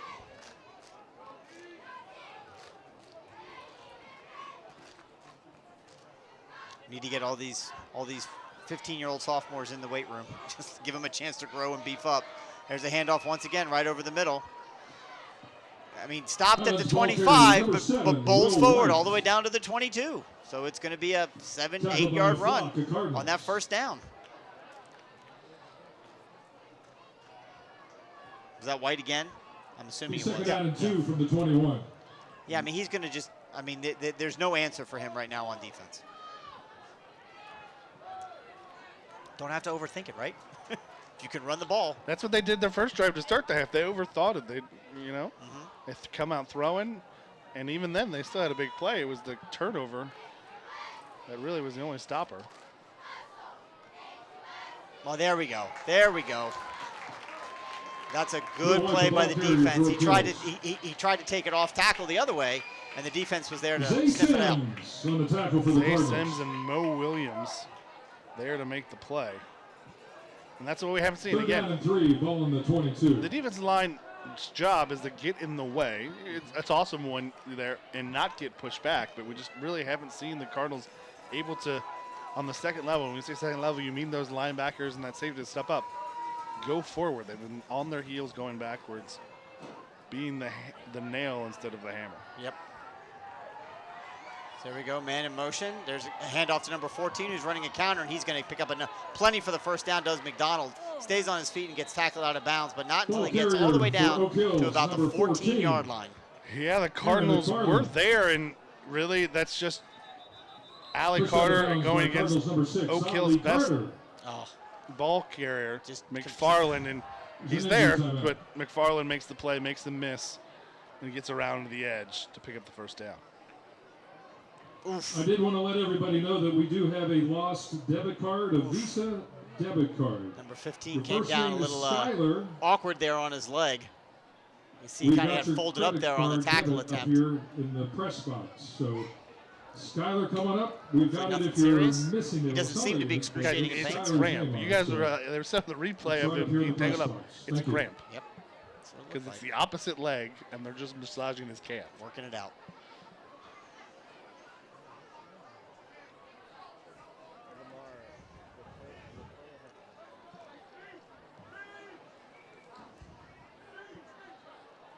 Did have an update just a minute ago from the. So Moeller scored a touchdown a little bit ago. Now they're up 24-13 on X with just under 9 minutes to go in the third quarter. That St. X team defensively is pretty sound.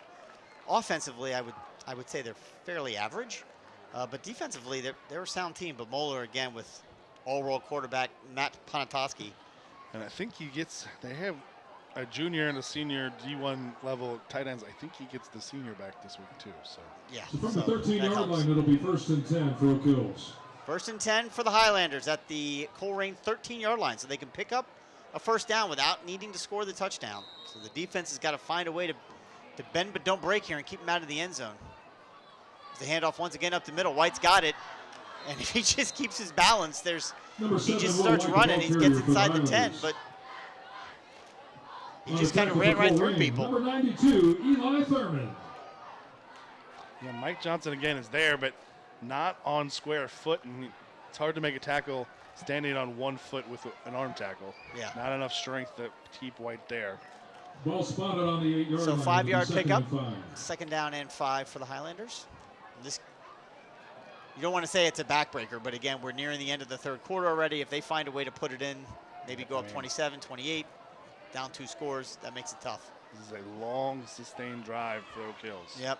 There's a handoff once again to 7, and he takes it. He takes it down inside the 5. It's going to be enough for the first down.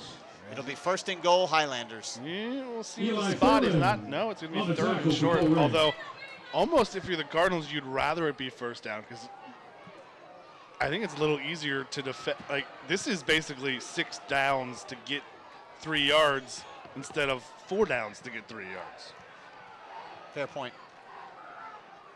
So here comes 36 in late. He's in now. Cardinals have got to try and find a way to stop this offense from rolling. White inevitably is going to get this ball. And he does not. The quarterback keeps it, makes a man miss, and walks into the end zone for the Highlander touchdown. That was a really good play call and good execution. Everybody's jumping on the dive there, and the quarterback keeps it and just rolls in for the end zone. I mean, you drove 60-plus yards. I don't know how many plays, nearly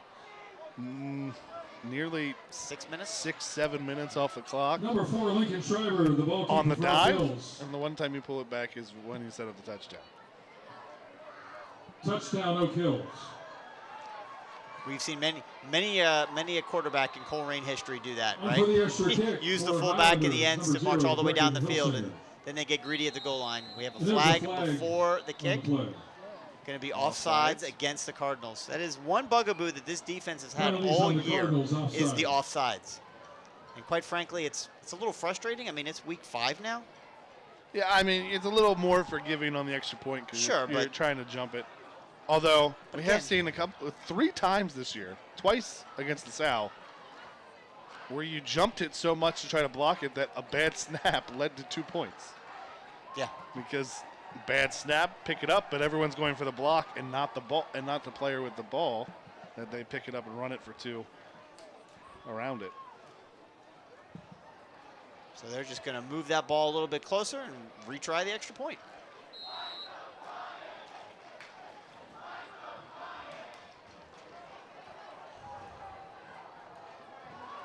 Snap is back, hold is down, kick is up, and kick is good.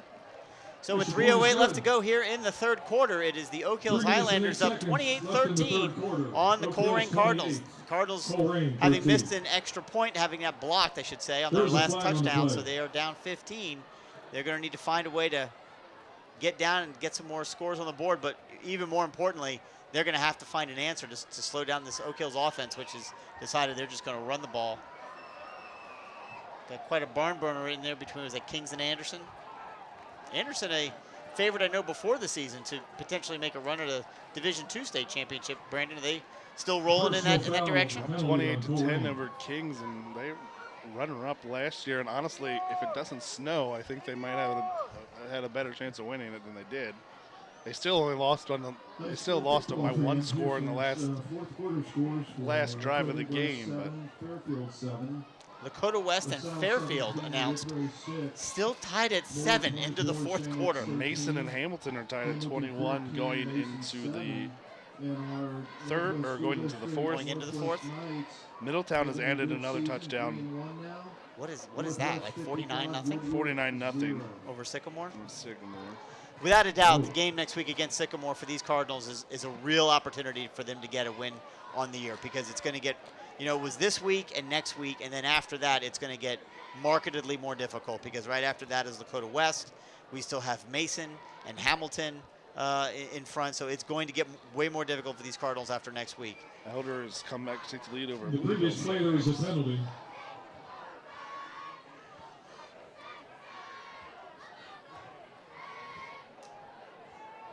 It is interesting. We were talking during halftime, Brandon, about the kind of the lack of offense that we see kind of around the city and around the state.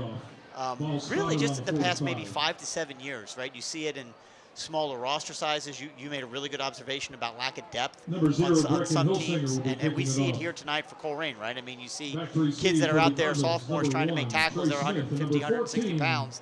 It's tough to do that when you're going up against 190, 200-pound running backs, and it's just a real change from what we were used to seeing, so many years ago, when you'd have teams that could routinely put up 35, 40 points every week.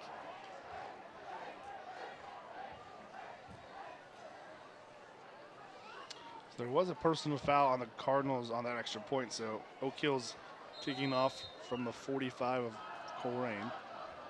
Obviously not a horrible thing if they put it in the end zone. They didn't. It's a pooch kick. And, well, that's clearly going to work out in the Cardinals' favor. Penalty flags all over the field. Penalty flags all over the field. The Cardinal receiver, or the Cardinal return man, called a fair catch and got blown up before the ball even got there. That's not the worst thing in the world. Oh, no, not at all. Absolutely. We'll see it here on replay. I don't understand how you're the Oak Hills defender, how you don't. I mean, are you just not paying attention? Did you not see him wave his arms? Make the referee make that call. I guess. I mean, not a big fan of a defenseless return guy just standing there waiting to catch a ball and getting blown up. But it was a late fair catch in his defense, but still, you have to expect that to come. On a push. Especially with the rules this year too. I believe they changed it. It's what. You get to see the look here. It was going to be a kick catch interference. It's not just on the fly. It also has to bounce more than one time too. So if you bounce it once into the air, you can still fair catch it. Oh, really? Yeah. So you're saying if the kicker kicks it into the ground and bounces it up, if it bounces straight up, you can still call a fair catch. Yeah. Oh. Actually, it happened to the Cardinals earlier in the year. So the referee's coming over to talk with the Cardinals coaches just to kind of go through the penalty. Good on them. I guess the question here is, do you just want 15 yards from the play, or do you want to re-kick it? No, it looks like they're going to take the 15 yards from the play. Yep. Which is to say, because if you replay it, 15 yards from the kickoff, that's a normal kickoff, and so far on normal kickoffs, the Cardinals haven't got it past the 20. So obviously you want to take the 39. Take it up at the 39, absolutely. Here's the replay.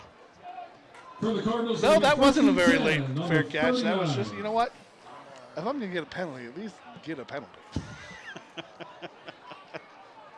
First down and 10 for the Cardinals, trailing 28-13 on their own 39-yard line after the kick-catch interference by the Highlanders. Well, I'm not sure. Gar doesn't. I mean, he's just kind of standing back there. The line got down like they were going to snap the ball. We've got whistles. There we go. Everybody get situated. Snap is back. Gar's got it, throws it out. Catch to 13. Davis has got it. Makes one man miss, stays on his feet, still going. He gets all the way up to the 47-yard line. Very close to a first down. It's going to be 9 yards on that run. He did that with one shoe. How about that? That's the first time we've seen Davis get a catch out of the backfield. Again, into the flat. Made one man miss, stayed on his feet. You know, I don't know if he made a miss or he just left him with the shoe. Left him with the shoe. Like, all right, you want to try to shoestring tackle me? Have my shoe. You can have the shoestring, but I'm going to keep going. So second down and 1. 5 goes in motion, runs out wide. Looked like somebody jumped there early. Gar's got it, stays in the pocket, and it is a complete pass into Highlander territory down to the 43-yard line. It'll be first down for the Cardinals. Nice catch by Trey Smith. And credit to Gar here, staying here in the pocket. You can see it there in replay. It was closing in around him. He made a nice pass out to the sideline to get the first down. So they mark it officially at the 43, 1st and 10. 2 minutes to go here in the third quarter. Certainly no rush, but down 2 scores. You want to keep the momentum on your side. Keep it going. Once again, Davis in the backfield. 10 goes in motion across the back. Drops back to pass. Nothing there. Going to tuck it and run. He's got some room. Gar cuts it upfield. Almost falls over, but not until he picks up another Cardinal first down. Yeah, smart move. Almost ran him over himself there. Got too far out ahead. Reaches is going to be a little short with the mark of where they say he was out of bounds. Okay, so about 2 yards shy, it looks like.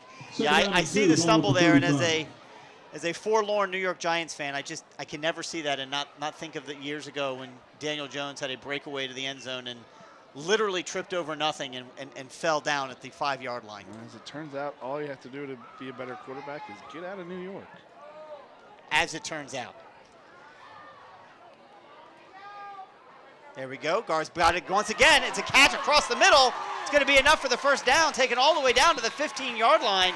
Nice run and catch. And that's a really good throw and read because you look at the throw initially, you're like, he's throwing it in.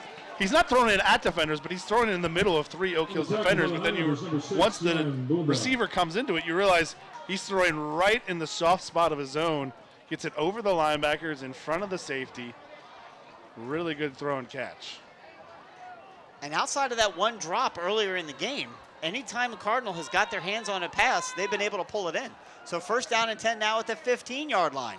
Guard drops back, looks to pass again, throws it across the middle, and that was missed it on that one. Good as the last pass was, that one was off. And everyone thinking inside, and I don't know if he dropped his arm to try to get around the defender coming at him, or he just trying to throw it outside, his arm dropped. Trying to get it, it's a good route inside, back out little zag route, but he just throws it way too far outside. Yep. In the press box. Incomplete pass does stop the clock, so we've got time to line up here. It's still the third quarter, so I don't think we're too worried about the clock. Under the press box, please. Thank you. I'm worried about the clock when you've only scored 2 touchdowns all year. Fakes the handoff, pass to number 1. Trey Smith has got it. Good defense, and they tackle him, but he does make it down to the 10-yard line. So he's going to pick up about 6 yards on that pass completion. Number 22, Miles Cunningham. Third down. Third down at about 4. Maybe 5. They're only going to give him 11, Okay. so big, All right. 3rd and 5. Obviously, I believe this would be 2-down territory. Yeah, I can't imagine you're kicking field goals here. Exciting game here tonight at Cardinal Stadium between the Highlanders and the Cardinals. Here's we're getting ready to head off into the 4th quarter. Cardinals knocking on the door. Fakes the handoff, throws it across the middle, and it is incomplete. In and out of the hands of the intended receiver, number 14. And he's going to have nightmares about that drop. It's the same play they scored on a touchdown earlier. Look at the fake the bubble, go to the slant over top of it, and Deshaun Flegg is there, but he just can't haul it in. 4th down and 6. Oh, he immediately grabs his helmet. He knows that was mine and that was 6. So ball spotted on the 11, correction.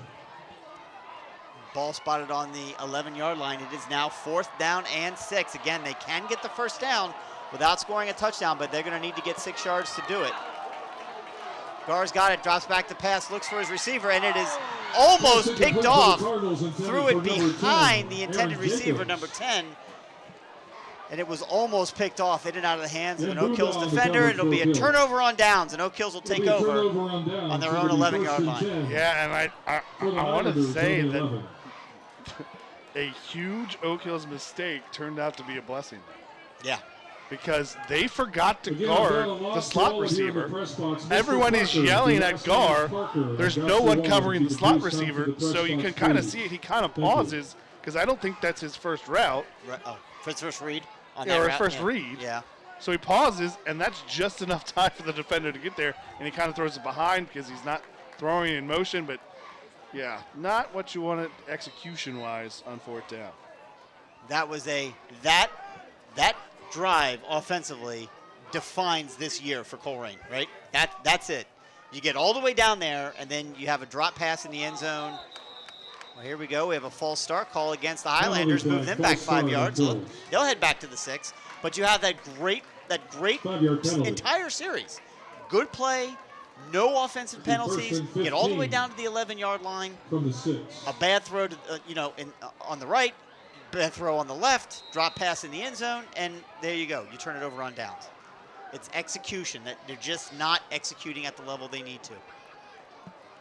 So first down and 15 now for the Highlanders. They take it and hand it right over the middle and tackled and met immediately by the Colerain defense. No gain on that play. It'll be second down and 15. Yeah, Zay Sims, a good run blitz there, gets right in there as the running back is receiving the ball. He's tackled for a loss, and that will be the final play of the third. So after 3 quarters of play here at Colerain High School, it's the Highlanders of Oak Hills 28, your Colerain Cardinals 13. Stay tuned for the fourth quarter. It's going to be an exciting finish here at Colerain. I absolutely believe that. See if we can get any score updates, Brandon. What's going on out there? Let's see. We've got a Mo kicking a 37-yard field goal to start of the fourth quarter. They're now up 27-13 on the Bombers. Methinks St. Xavier is going to get their first loss of the year this year, or tonight. First play of the second half, Anderson goes 56 yards for a touchdown, 35-10. Of the second half? First play of the second half. Did they just start the second half? That was 15 minutes ago. 15, okay. So Anderson's one of those that throws it every single play, Right. so the games can last a little longer. Yeah, first play of the second half, 35-10. So it was a very close game for a quarter. Right, it's like 13-10, I thought at one point. And Kings is could play themselves into a bye in D2, so that's a big matchup, and Anderson really pulling away there. The Raptors. Also, too, as we Call begin themselves the the Raptors. beginning of the fourth quarter, remember all students at this time, we do encourage you to start calling your ride so you can exit the campus immediately following the conclusion of tonight's game. Thank you. Raptors. Yeah, the Raptors. Of all the rebrands, that's one of the few that actually worked well. Yeah, didn't it? Yeah. I had no problem with Raptors. I don't know what Raptors necessarily have to do with the east side of Cincinnati, but, you know. There's lots of dinosaurs in Forest Hills. Oh, what a beautiful segue. That's fantastic. All right, so here we go. Second down and 16 on the board. Cardinals just need to be strong here and not give up the big play. There's a pass right over the middle, and it's completely incomplete. We saw it from the Cardinals this time. We see it from the Highlanders. Quarterback, wide receiver, one of them's on the wrong page. One of them threw, and one of them ran the wrong route. Love to see the stand starting to get alive here. People standing up and cheering on third down and 16, rooting on this defense. So what do you think? Do you think they're throwing the ball here? Do you think they try that? Or do you think they're just going to try and run and get what they can? I mean, the quarterback is standing on the white line of the end zone. He's going to take the ball. He's going to drop back. He's going to look to pass. He gets out of the end zone, but he's going to be tackled for basically a 2-yard gain. It's going to be fourth and about 14. Punt forthcoming. Yeah, good defensive stand by the Cardinals on that series. We have another Cardinal that's kind of down, kneeling a little bit. So ball on the 6, it's fourth down and 15.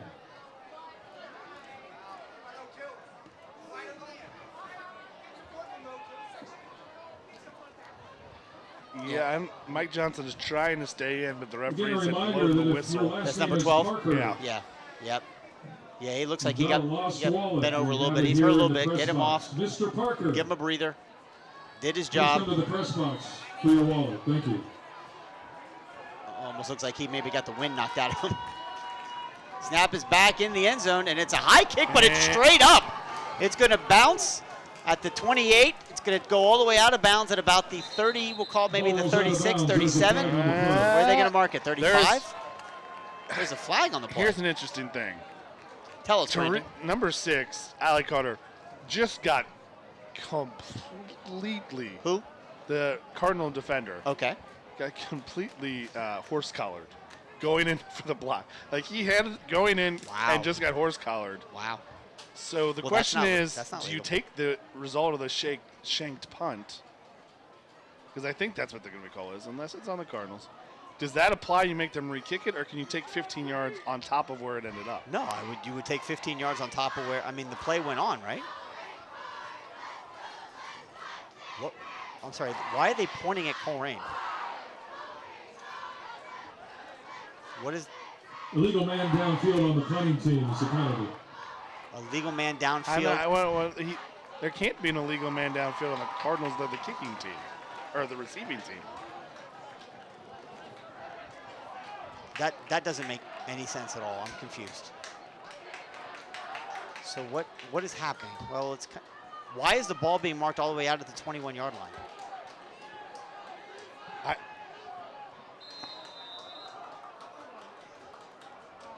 What is? Here's the replay on Waycross. Well, you saw 6. I don't know what. I have no idea what just got called. I know Coach Stevens was not happy. They told him something, and he dropped his head in anger and frustration. But the only thing I guess is maybe they have 12 men on the field, but that wouldn't be a 15-yard penalty. That'd be a 5-yard penalty. So now it's 1st and 10 Highlanders. They get out from the shadow of the goal. Yeah, they gave him 15 yards. I could see it being an automatic first down. I don't understand why it was 15 yards. There's a counter to 16. He's got it. He makes everybody misses. Gets all the way out to the 35-yard line. So what turned into an amazing defensive stand for the Cardinals has turned into a nightmare. Number 15, Malachi Smith. And now Oak Hills has a first down at where the Cardinals thought they had a first down. I don't know what happened there. Apologize, listeners. Watchers can't tell you what that was. He patted his head, which it's either illegal participation or but that's too many to your men. point. That's only a yards. like. It's not a I can see it being an automatic first down, maybe, but I don't understand. But not 15 yards. Yeah, I don't know, and that's just a speculation. They No did it so fast. There wasn't a lot of. There's a pitch back once again to 16, trying to get his speed on the outside. He's going to get tackled for a loss, but here comes a flag. I only presume that's in the area of holding. There wasn't a lot of disagreement from Coach Stevens, only on the tackle for the Cardinals. Exasperation of what just happened. Here's the replay once again from our crack staff here at Waycross. They don't look, there's no one going through the long snapper. I don't see anyone hitting the kicker. You can't have an illegal man downfield. Penalties on Oak Hills. The ball just bounces. The only thing we could go back and maybe count to see if they have too many men on the field. But again, 1, 2, 3, 4, 5. That's not an automatic 1, 2, first 3, down. 4, 5, 6, 7, 8, 9, 10, 11. And there's one return man. That's the only thing I can see is it being 12 men on the field. Illegal participation? Is that what that? Yeah, you think I maybe guess. what that is? But again, a 15-yard penalty? Yeah, I thought that was 5, and I could see it being an automatic first down, but yeah. There's a pass out intended for number 1, and it is Pass dropped. incomplete for Oak Hills, intended for Incomplete. number 1, Cordell Ball. Cordell Ball dropped it. It was a low pass in his defense. For Colerain, Damari Dawson. Damari Dawson was there for the Cardinals, but Cardinals have struggled with those tackling, so big drop. If nothing else, unfortunately, what this does is it just. Second down and 20. I mean, I'll happily take the incomplete pass because it stops the clock. I mean, you're down 2 touchdowns. Yeah, and to your point, even if the Cardinals come out with a stop here, you've lost an extra 2-3 minutes off the clock. At least. If Oak Hills, in my opinion, was smart, they're running the football. I don't care that it's 2nd and 20. You want to run, and you want to run that clock down. And they've been successful running. It's not like that's been a challenge. So there you go. There's a run right up the middle. And there you go. There's a first down way out in the open field, still on his feet. And he's going all the way to the end zone. Just poor tackling by the Cardinals. The ball carrier for Oak Hills. We talked about it a minute ago. Mr. White was going to get a lot of carries, and he certainly did. Again, 200-pound freight train right up the middle, and the Cardinals could not stop him, and he just took off for a long score and probably puts this game on ice. Mike Johnson just, again, he plays in. You don't blame me. He's not a natural linebacker. He's a DB starting this year. It's a read option, and again, if you're going to play in between, you give it to the fullback because he has a full head of steam. And if Mike Johnson is in between, he doesn't have the ability, he doesn't have the momentum on his hand to suddenly stop it. He's got to make the decision Extra point is good. early on to take him out. With 9 minutes and 32 seconds left in the game. 9:32 left to go in the game. The extra point good. Oak Hills is now up 35-13. The Cardinals are going to need to move quickly here with 9:30 left to go in the game. Again, students, please make sure that you have your ride here at the conclusion of tonight's game so that you can Defense continues to be a bugaboo for this Cardinal team. If you've not done so yet, please start. And it's hard to blame them Thank you. with the injuries and then how much they have struggled offensively. But when you said the last play was the microcosm of the offense for the year, I think that The was last series. Yeah.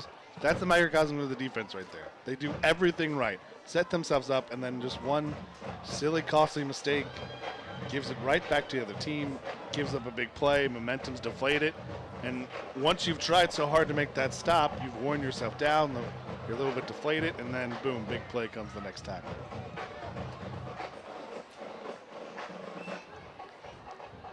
For those Colerain fans that are watching and listening, again, this is a complete reboot for this program, right? You brought someone in, Coach Jordan Stevens, who's by all rights is really hitting some home runs here early in terms of trying to get this team going in the right direction. Having not won a game in well over 2 years, you really had to start from scratch, and that's exactly what they're trying to do. And you can't do that in one season, right? It's going to take some time to build this back up. He found he had success at Mount Healthy, no question. Took them to the playoffs multiple times. There is some good to be done there, and they're going to kick the ball out of bounds, does Oak Hill, so that'll be a procedure penalty, and the Cardinals will get a first down and 10 at their own 35, so we'll take that. A couple updates. Elder is going to beat Louisville St. Xavier 26-24. That's the final. And a final elsewhere, Fairfield kicks a field goal with a little over 2 minutes left, and the defense holds Fairfield, knocks off Lakota West 10-7. That's the second GMC loss for Lakota West this year, is that correct? Mm-hmm. I did not see that coming from Fairfield. They have really taken some strides here early. They had a rough start to the year, but they've really turned it on here late. So that still leaves what? Coming in tonight, Middletown and Princeton were the two undefeated GMC teams. Yeah.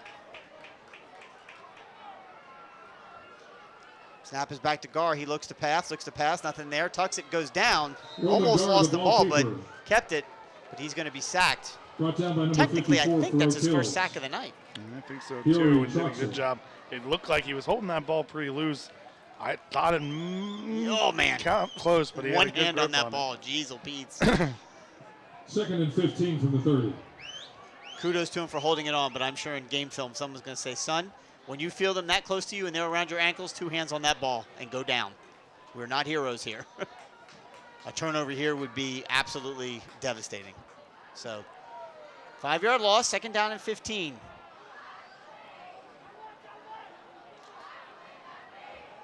Once again, 10 in motion. Guard drops back. Passes intended for number 14. Flag incomplete. Yeah, and that one you can't really blame Flag for dropping. It's a good defensive play by number 3, Deshaun Dorsey. Just hits him right as the ball arrives. Good timing defensively and knocks it away. Spotted on the 30. It'll be 3rd down and 15. Kick update from the Moeller X game. Moeller kicks a 37-yard field goal, and they're up 27-13. I'm sorry, that was the old one. With 30-13. They're up 30-13 with 7 minutes left to go, so they got kicked another field goal. So St. X doing the job, keeping him out of the end zone, just can't keep the points off the board. And that offense for St. X they're not going to score 30 points many times to beat. It's now 56-0 Middletown over Sycamore. Timeout. Colerain. Again, a reminder, we do have a lost call up here in the press box looking for Mr. Parker. This is Mr. the Parker. first game this year that, at least to We this have your point, wallet. has not gone to a running We got clock your on the picture. Cardinals. So that's a step in the right direction. That's good.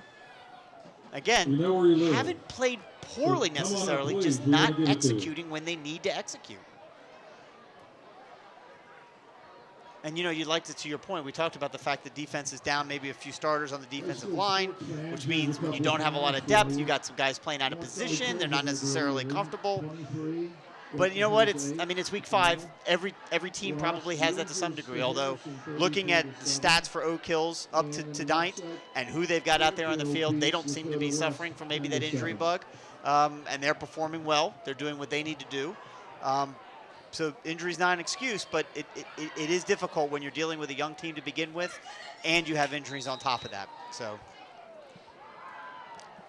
3rd down and 15 for the Cardinals. Gar rolls to his right, looking to pass, trying to find somebody. He throws it, and it's incomplete, intended for number Incomplete pass for the 1, Cardinals, Trey Smith. intended It'll for be number 4th down one, and Trey 15. Smith. Yeah, Punt forthcoming. Not a terrible Anthony throw, Young but on the Trey coverage Smith for just not Bills. tall enough. Gar really doing the best he can to try to do something with no So one we have there. 4th down and 15, ball on the So 30. 4th down and 15 for the Cardinals, and Back to punt for Trey Colerain Smith will be will number line 1, back up Trey to punt. Smith. Hard to try and get 15 yards on a completion, I think, when you're rolling Back to to your, receive for the Highlanders. even to your strong Number side, 1, even to your throwing Cordell side. Ball, and also number 14, Aaron McFarland.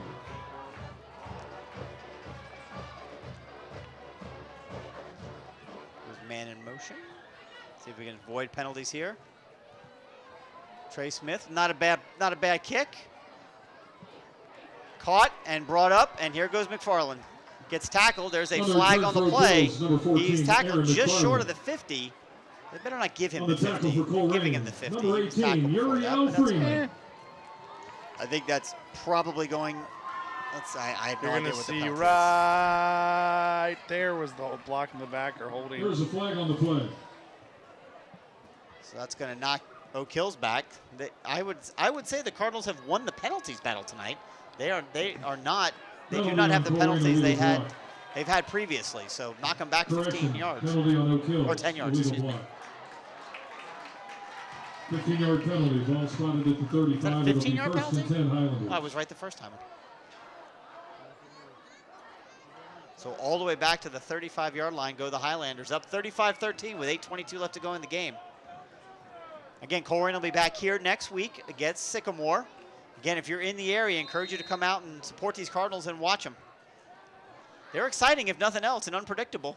Got that going for them. There's a pass caught by number 1. Cuts it in and takes it upfield. Makes one man miss, stays on his feet, gets taken out of bounds by number 22 of the Cardinals, but not before. It's a huge pickup by Cordell Ball. Number 22, Mo Williams. Mo Williams on the tackle. I mean, this is just a nice, simple catch, but, 2 completely oversteps it, takes a bad route, and then doesn't finish the tackle. Holds him up just long enough to get 22 and help in there, but not before a big game into Colerain territory. 1st down and 10 for the Highlanders at the Cardinal 47-yard line.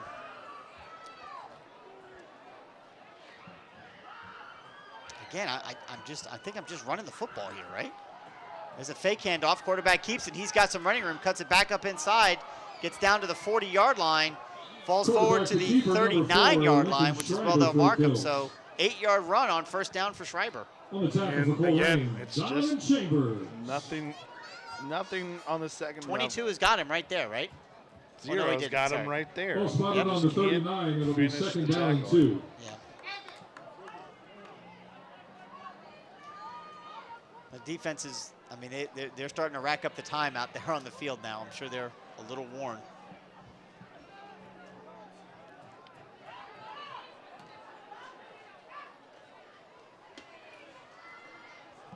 There's a long pass deep down the sideline, intended for number 1, and it is incomplete. Intended for number 1, And no Cordell flag Ball. on the play. Yeah, I mean, On it's the a good coverage for the recovery Cardinals, by number 16. Here's the Amir replay. Blair. Amir Blair. But I think that's more because of a throw behind him than it is great coverage by Blair. Could be. Again, I guess you feel like, the game is not close enough that you feel you can stop the clock. And it's also, it's second and short. You got to set Yeah. yourself up one-on-one, and he clearly beat him. That should have been a touchdown, but underthrew him. So I'm guessing they're running here, right? There we go. Hit in the backfield and taken down right at the 40-yard line, short of the first down. Best defensive play possibly of the night for the Cardinals, outside of the forced fumble earlier late in the first half. Yeah, again, Number Zay 11 on the Sims up tackle the for middle. Colerain, Zay Sims. Nice form tackle, wrapped him up around the legs. A lot of times tonight I've seen some defenders trying to do some shoulder tackling, some high tackling, and that's not going to work. Yeah, and I don't know if that's just a good run blitz call or a blown assignment up front because he came through unblocked, stepped right in the hole. Oak Hills, they brought in some beef, to say it nicely. Please tell me they're doing the tush push. Please tell me they're doing a tush push. Nope. Oh, my goodness gracious. Oh, my goodness gracious. That got blown up, and the Cardinals are going to stop the Highlanders on fourth down. I just have to ask, Brandon, what was that? Tackle for Colerain, number 3, not great. I mean, it'll be a turnover on down. So they handed off. The quarterback and White run right into each other. The defenders are there. He did a little extra, one too many steps, gets himself Yeah. in Easy the for you path to to the say. running back, and I don't know if that's on the running back or the quarterback. It looked like it's the quarterback off of his path, but Is that a situation where maybe you're just overthinking the You're run a little bit? overthinking it. Yeah. Like and 2 you're yards. taking, like, you just turn around and hand it off. You don't need to step back and over top flag. Got it! Catch by Deshaun Flagg Jr. all the way down to the Oak Hills 22-yard line. Biggest pass completion of the night. First down, Cardinals. How does he just literally flicks it down there like literally it's one of those, he's down there somewhere. I'm going to throw it. We'll see what happens. It's been there a few times, and it just either overshot it or At this point, I'm all air raid, baby. We're just throwing the ball. There we go. There's another pass, and it's going to be caught. I think they're going to give it to him. He slid, and they're going to give him the catch all the way down to the 5-yard line. Another first down for the Cardinals. Boy, all of a sudden, we are alive. Now, we talked about Oak Hills overthinking it. Are you the Cardinals overthinking it? Now they're bringing in goal line set. I get that you're inside the 5-yard line. There's less space to operate, but you just had two big plays spread out. How about a fake and Gar keeps it and runs? Is he getting up under center now? Here we go in the stacked I formation. First and goal. There's the handoff to Davis. He takes it. He's going to churn his feet, and he's going to pick up maybe 1 yard on the play. Cardinals, number 13, Cardinals. But here's the thing. You're down 3 scores. You can't just – you got to go. You're right. There's 5.5 minutes left in the game. You're down, to your point, you're down, what, 3 scores? Yep. Yeah, you're down 3 touchdowns. You got to go. Go, I mean, go. Come on. Come on. Play in. Let's go. There we go. Get up to the line. Second down and goal, ball on the 3. And they're going to stick with the I formation. The handoff once again to Davis is the exact same play. I think he got maybe 1 more yard. Ball carrier, number 13, Carlos Davis. I mean, Davis has got it, and he gets a yard or two. But again, you're trying to run a guy who's 5'1" into a line. It's just a tough ask.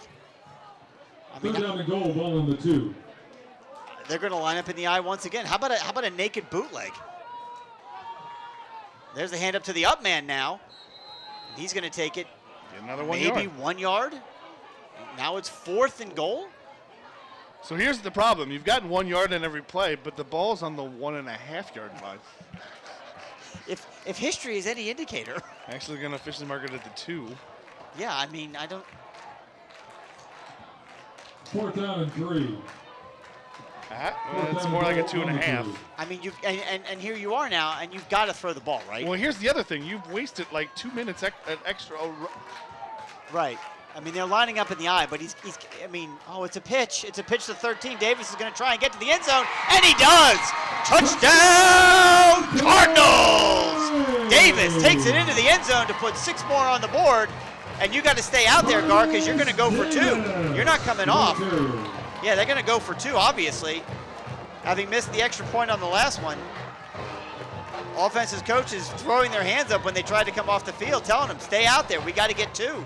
Try and get this within 2 scores, and conceivably an onside kick forthcoming. But let's see what they do on the 2-point try. Cardinals going for the 2-point conversion. You got to think it's some sort of play to Trey Smith one-on-one here. Maybe, we'll see. Well, it looks like it was was it a quarterback keeper? No, Davis had it, and he's going to be short. Okay, I missed it. I missed the beginning part of it. So No, it's not good, but it's not the worst thing. The Cardinals can still get 2-point conversions. So with 3 minutes and 59 So here's the seconds replay left on the in game, touchdown. Oak Hills 35, what are we seeing here, Brandon? Colerain A 19. little toss play.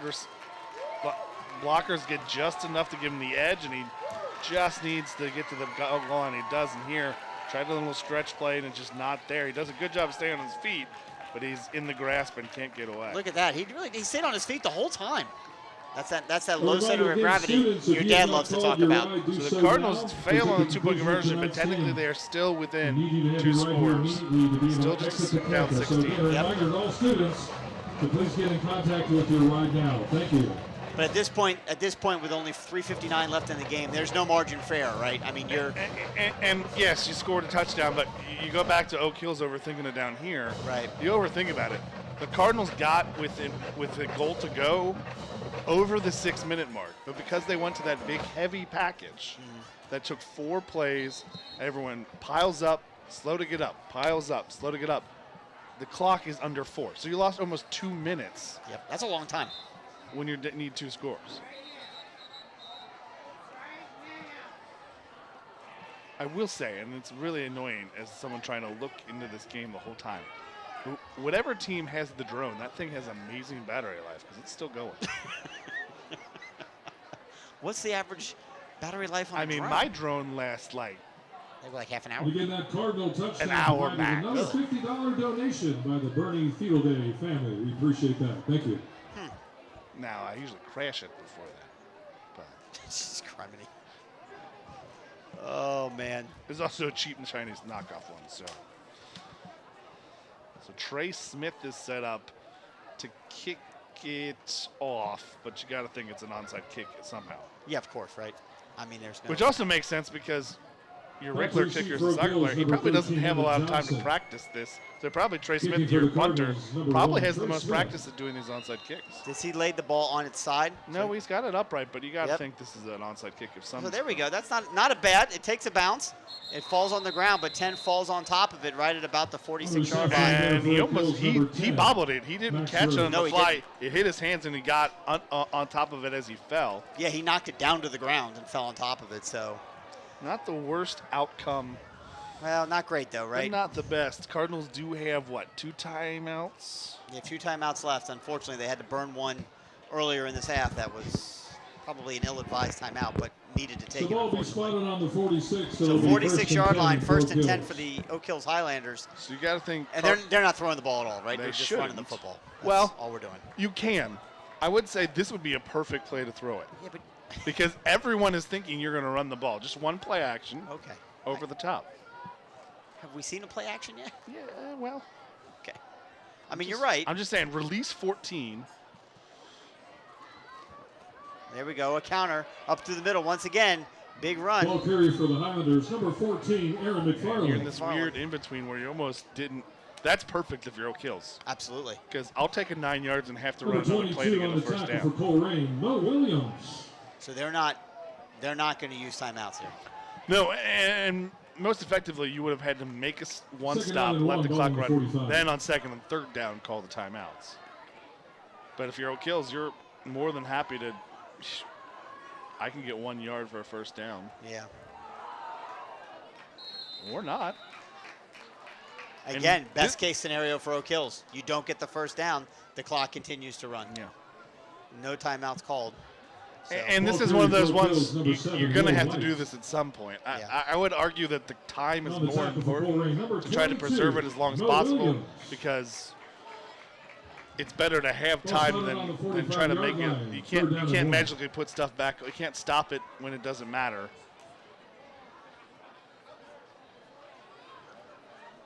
Yeah, unfortunately, that long touchdown run by White on their last series really is going to be the backbreaker, and there he is again, taking it and just taking it right through the defense, and they're going to pick up a first down. The clock will stop, but for all intent and purposes, this barring a fumble return for a touchdown. The first down essentially. So if you're the Cardinals, and I think that's probably what they were trying to do there, is you could ride out that first set of downs, let them get the stop, then you try to score quickly as possible, then use your timeouts if you're unsuccessful on onside kick.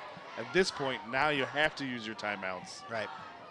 In hopes that you can score, yeah. then get an onside kick. Score. So now they've with that first down, Oak Hills has essentially said now you have to get an onside kick. Not to say this game is over, but you do have to get an onside kick. Right. Tackled inbounds, so the clock is going to continue to run. I'm assuming a timeout's been called. I don't see it. And this is one, there's a debate. I would say you do call the timeout. But do you save it for now or for third down? I would question, you call it now to force Oak Hills to make a dumb call. That's right. Right? Right. You call timeout first and second down, and if they do something dumb like throw the ball on third down, that's on them. Or on first and second down, they're should always run. So 10 seconds left on the play clock. I'm assuming Oak Hills is going to try and run this down as far as they can. He's watching it before the snap. 3, 2, and the snap. A lot of noise in the background. The ball's on the ground. Colerain jumps on top of it. We'll see if they've got it. The ball carrier for Oak Hills. They do. The Colerain Cardinals. I said there was a whole bunch of noise and traffic in that backfield on that play, and you nailed it, Brandon. Did something stupid. Tried to be maybe a little bit too fancy. And instead of just handing the ball off to White and saying just run up the middle, they're trying to do double reverses in the backfield, and it gets blown up by the Cardinals defense, and they're going to get the ball back. Clock is stopped, 1:25 left to go. Hang on, kids. This game is not over. We've seen big pass completions by this Cardinals team down the field. Anything's possible. There was a flag. Are we waiting on the call? Or did they pick it up? No, that was just the orange. It's really was it? Okay, the fumble thing. It was the orange flag for the fumble spot. So what's confusing is the chain gang went the wrong way. That's why you were confused. They were having the Cardinals go the other way. Yeah, I know what's going on there. So snap back to Gar. He looks at it. It's a deep pass down the field. Once again intended for just flag, and he's caught it. He caught it all the way down to the 24-yard line. First down, Cardinals. Deshaun Flagg Jr. He may have dropped a sure touchdown earlier in the game, but when they needed him in this moment, he came through big time. Here's the replay. Yeah, and there's nothing fancy here. Look right, everyone to the right, and then throw back over top to the left. Flagg has him beat, and he makes the catch. He did kind of get rolled up on here. Now the question is, I'm not sure. So it is right now a referee's timeout. So the Cardinals are, I'm assuming they're saying he was out of bounds, because they haven't charged the Cardinals with a timeout here. Because technically the Cardinals should be charged a timeout for the injury, because the clock is stopped. A reminder too that helping But I hands, guess they're saying he was out of bounds in the play, which it kind of looks like he was down before he went out of bounds. Let's see here on a slow-mo replay, thanks to Waycross delivering it, and no, maybe not. Yeah, I mean, it's close enough that the referee, especially one that's behind the play, is going to give him out of bounds. He's still on the ground on the sideline. Yeah, he kind of got rolled up on out of play here.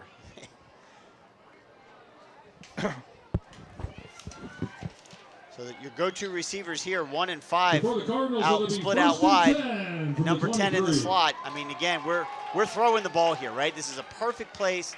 Get the ball, and we're going right to the end zone, right? Yeah, we haven't really seen Bradley, the backup tight end, in any sort of pass-catching situation. So that's one where you do miss your 6'4" tight end being out hurt. There we go. The clock will start on the snap. There it is. Gar's got it. Drops back. Looks to pass. Rolls to his right. Trying to find somebody open. 10 is open. And he was fronting a good slant right in the middle of the end zone. I don't think Gar saw him. No, and that's not one you want your quarterback. You don't want your quarterback rolling to the right, throwing back across his body into the middle of the field. So I think that's a good throwaway. Gar gets out of the pocket clearly, and then kind of shows off his arm a little bit and chucks it. I'll tell you what, even that pass to Flagg, you go back and you look at it, he's falling backwards, and he's just flicking it 40 yards down the field. When he gets comfortable with his size and starts stepping into throws with authority, he's going to be a good quarterback. Here again, he rolls to his left and he throws it, and it's in the direction of number 20. Cardinals intended for number 27. 27. Bradley.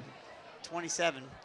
And it was over his head, so incomplete. Brian, third down. Bryant. 10. Yeah, Bryant. Jaden Bryant. Jaden Bryant, you're right.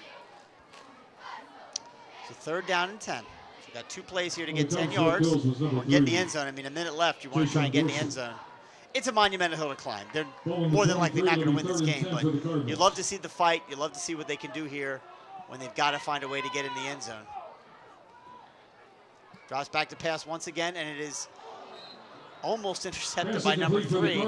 Not sure what happened there. Coverage for Oak Hills, number 3, Jayshawn Dorsey.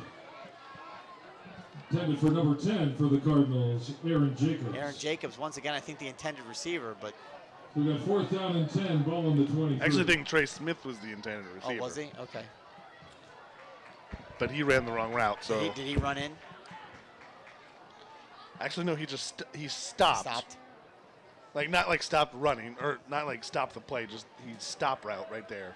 Good thing Aaron Rodgers isn't his quarterback. We hear about that after the game. Snap back to Gar, looking across the middle, and it is thrown into the end zone incomplete. That will do it. For number 1, Yeah, he ran Smith. a post. Gar through a corner. It'll be a turnover on downs. From the 23-yard line, it'll be So good effort by the Cardinals there. You know, one really good completion down to the end, but unfortunately they're going to come up short tonight at home against Oak Hills, and they're going to lose their 5th straight game to start this season. But we saw a lot of good things tonight, Brandon. We saw 3 touchdowns put on the board. They hadn't scored all year. Put 3 touchdowns on the board, threw the ball. Not a whole lot of penalties. You know, certainly something to build on as they prepare to welcome the Aviators, another winless team in the GMC next week. So we'll see here. Cardinals have 2 timeouts, but you got to think Oak Hills will just line up and take a knee. Well, you would think that. And down 2 full scores. I mean, it's not much you're going to do here. The handoff, they did not take a knee, but effectively did that by handing it off to White. Takes it right up the middle. Will White, the ball carrier for Oak Hills. And in this situation, you Snap kind the ball of, one more time. yeah, you probably should. It's you know, half one. Cardinals on the 6 and 1 half dozen. Yeah, do you call a timeout on 1st down or 3rd down? Forcing the plays. Second down and 9 from the Potentially. 24. Let the clock run here after Yeah. the 1st down play. At this Call point, timeout. honestly, you're probably trying to avoid injury, right? Get him off the field, just end the game. Get him off the field. You can't afford any more injuries on defense. More plays you have, the more possibility of injury. And they will just take the knee. There So you go. effectively, yep, they'll line them up in midfield, and Hills. that will be the final play of the game.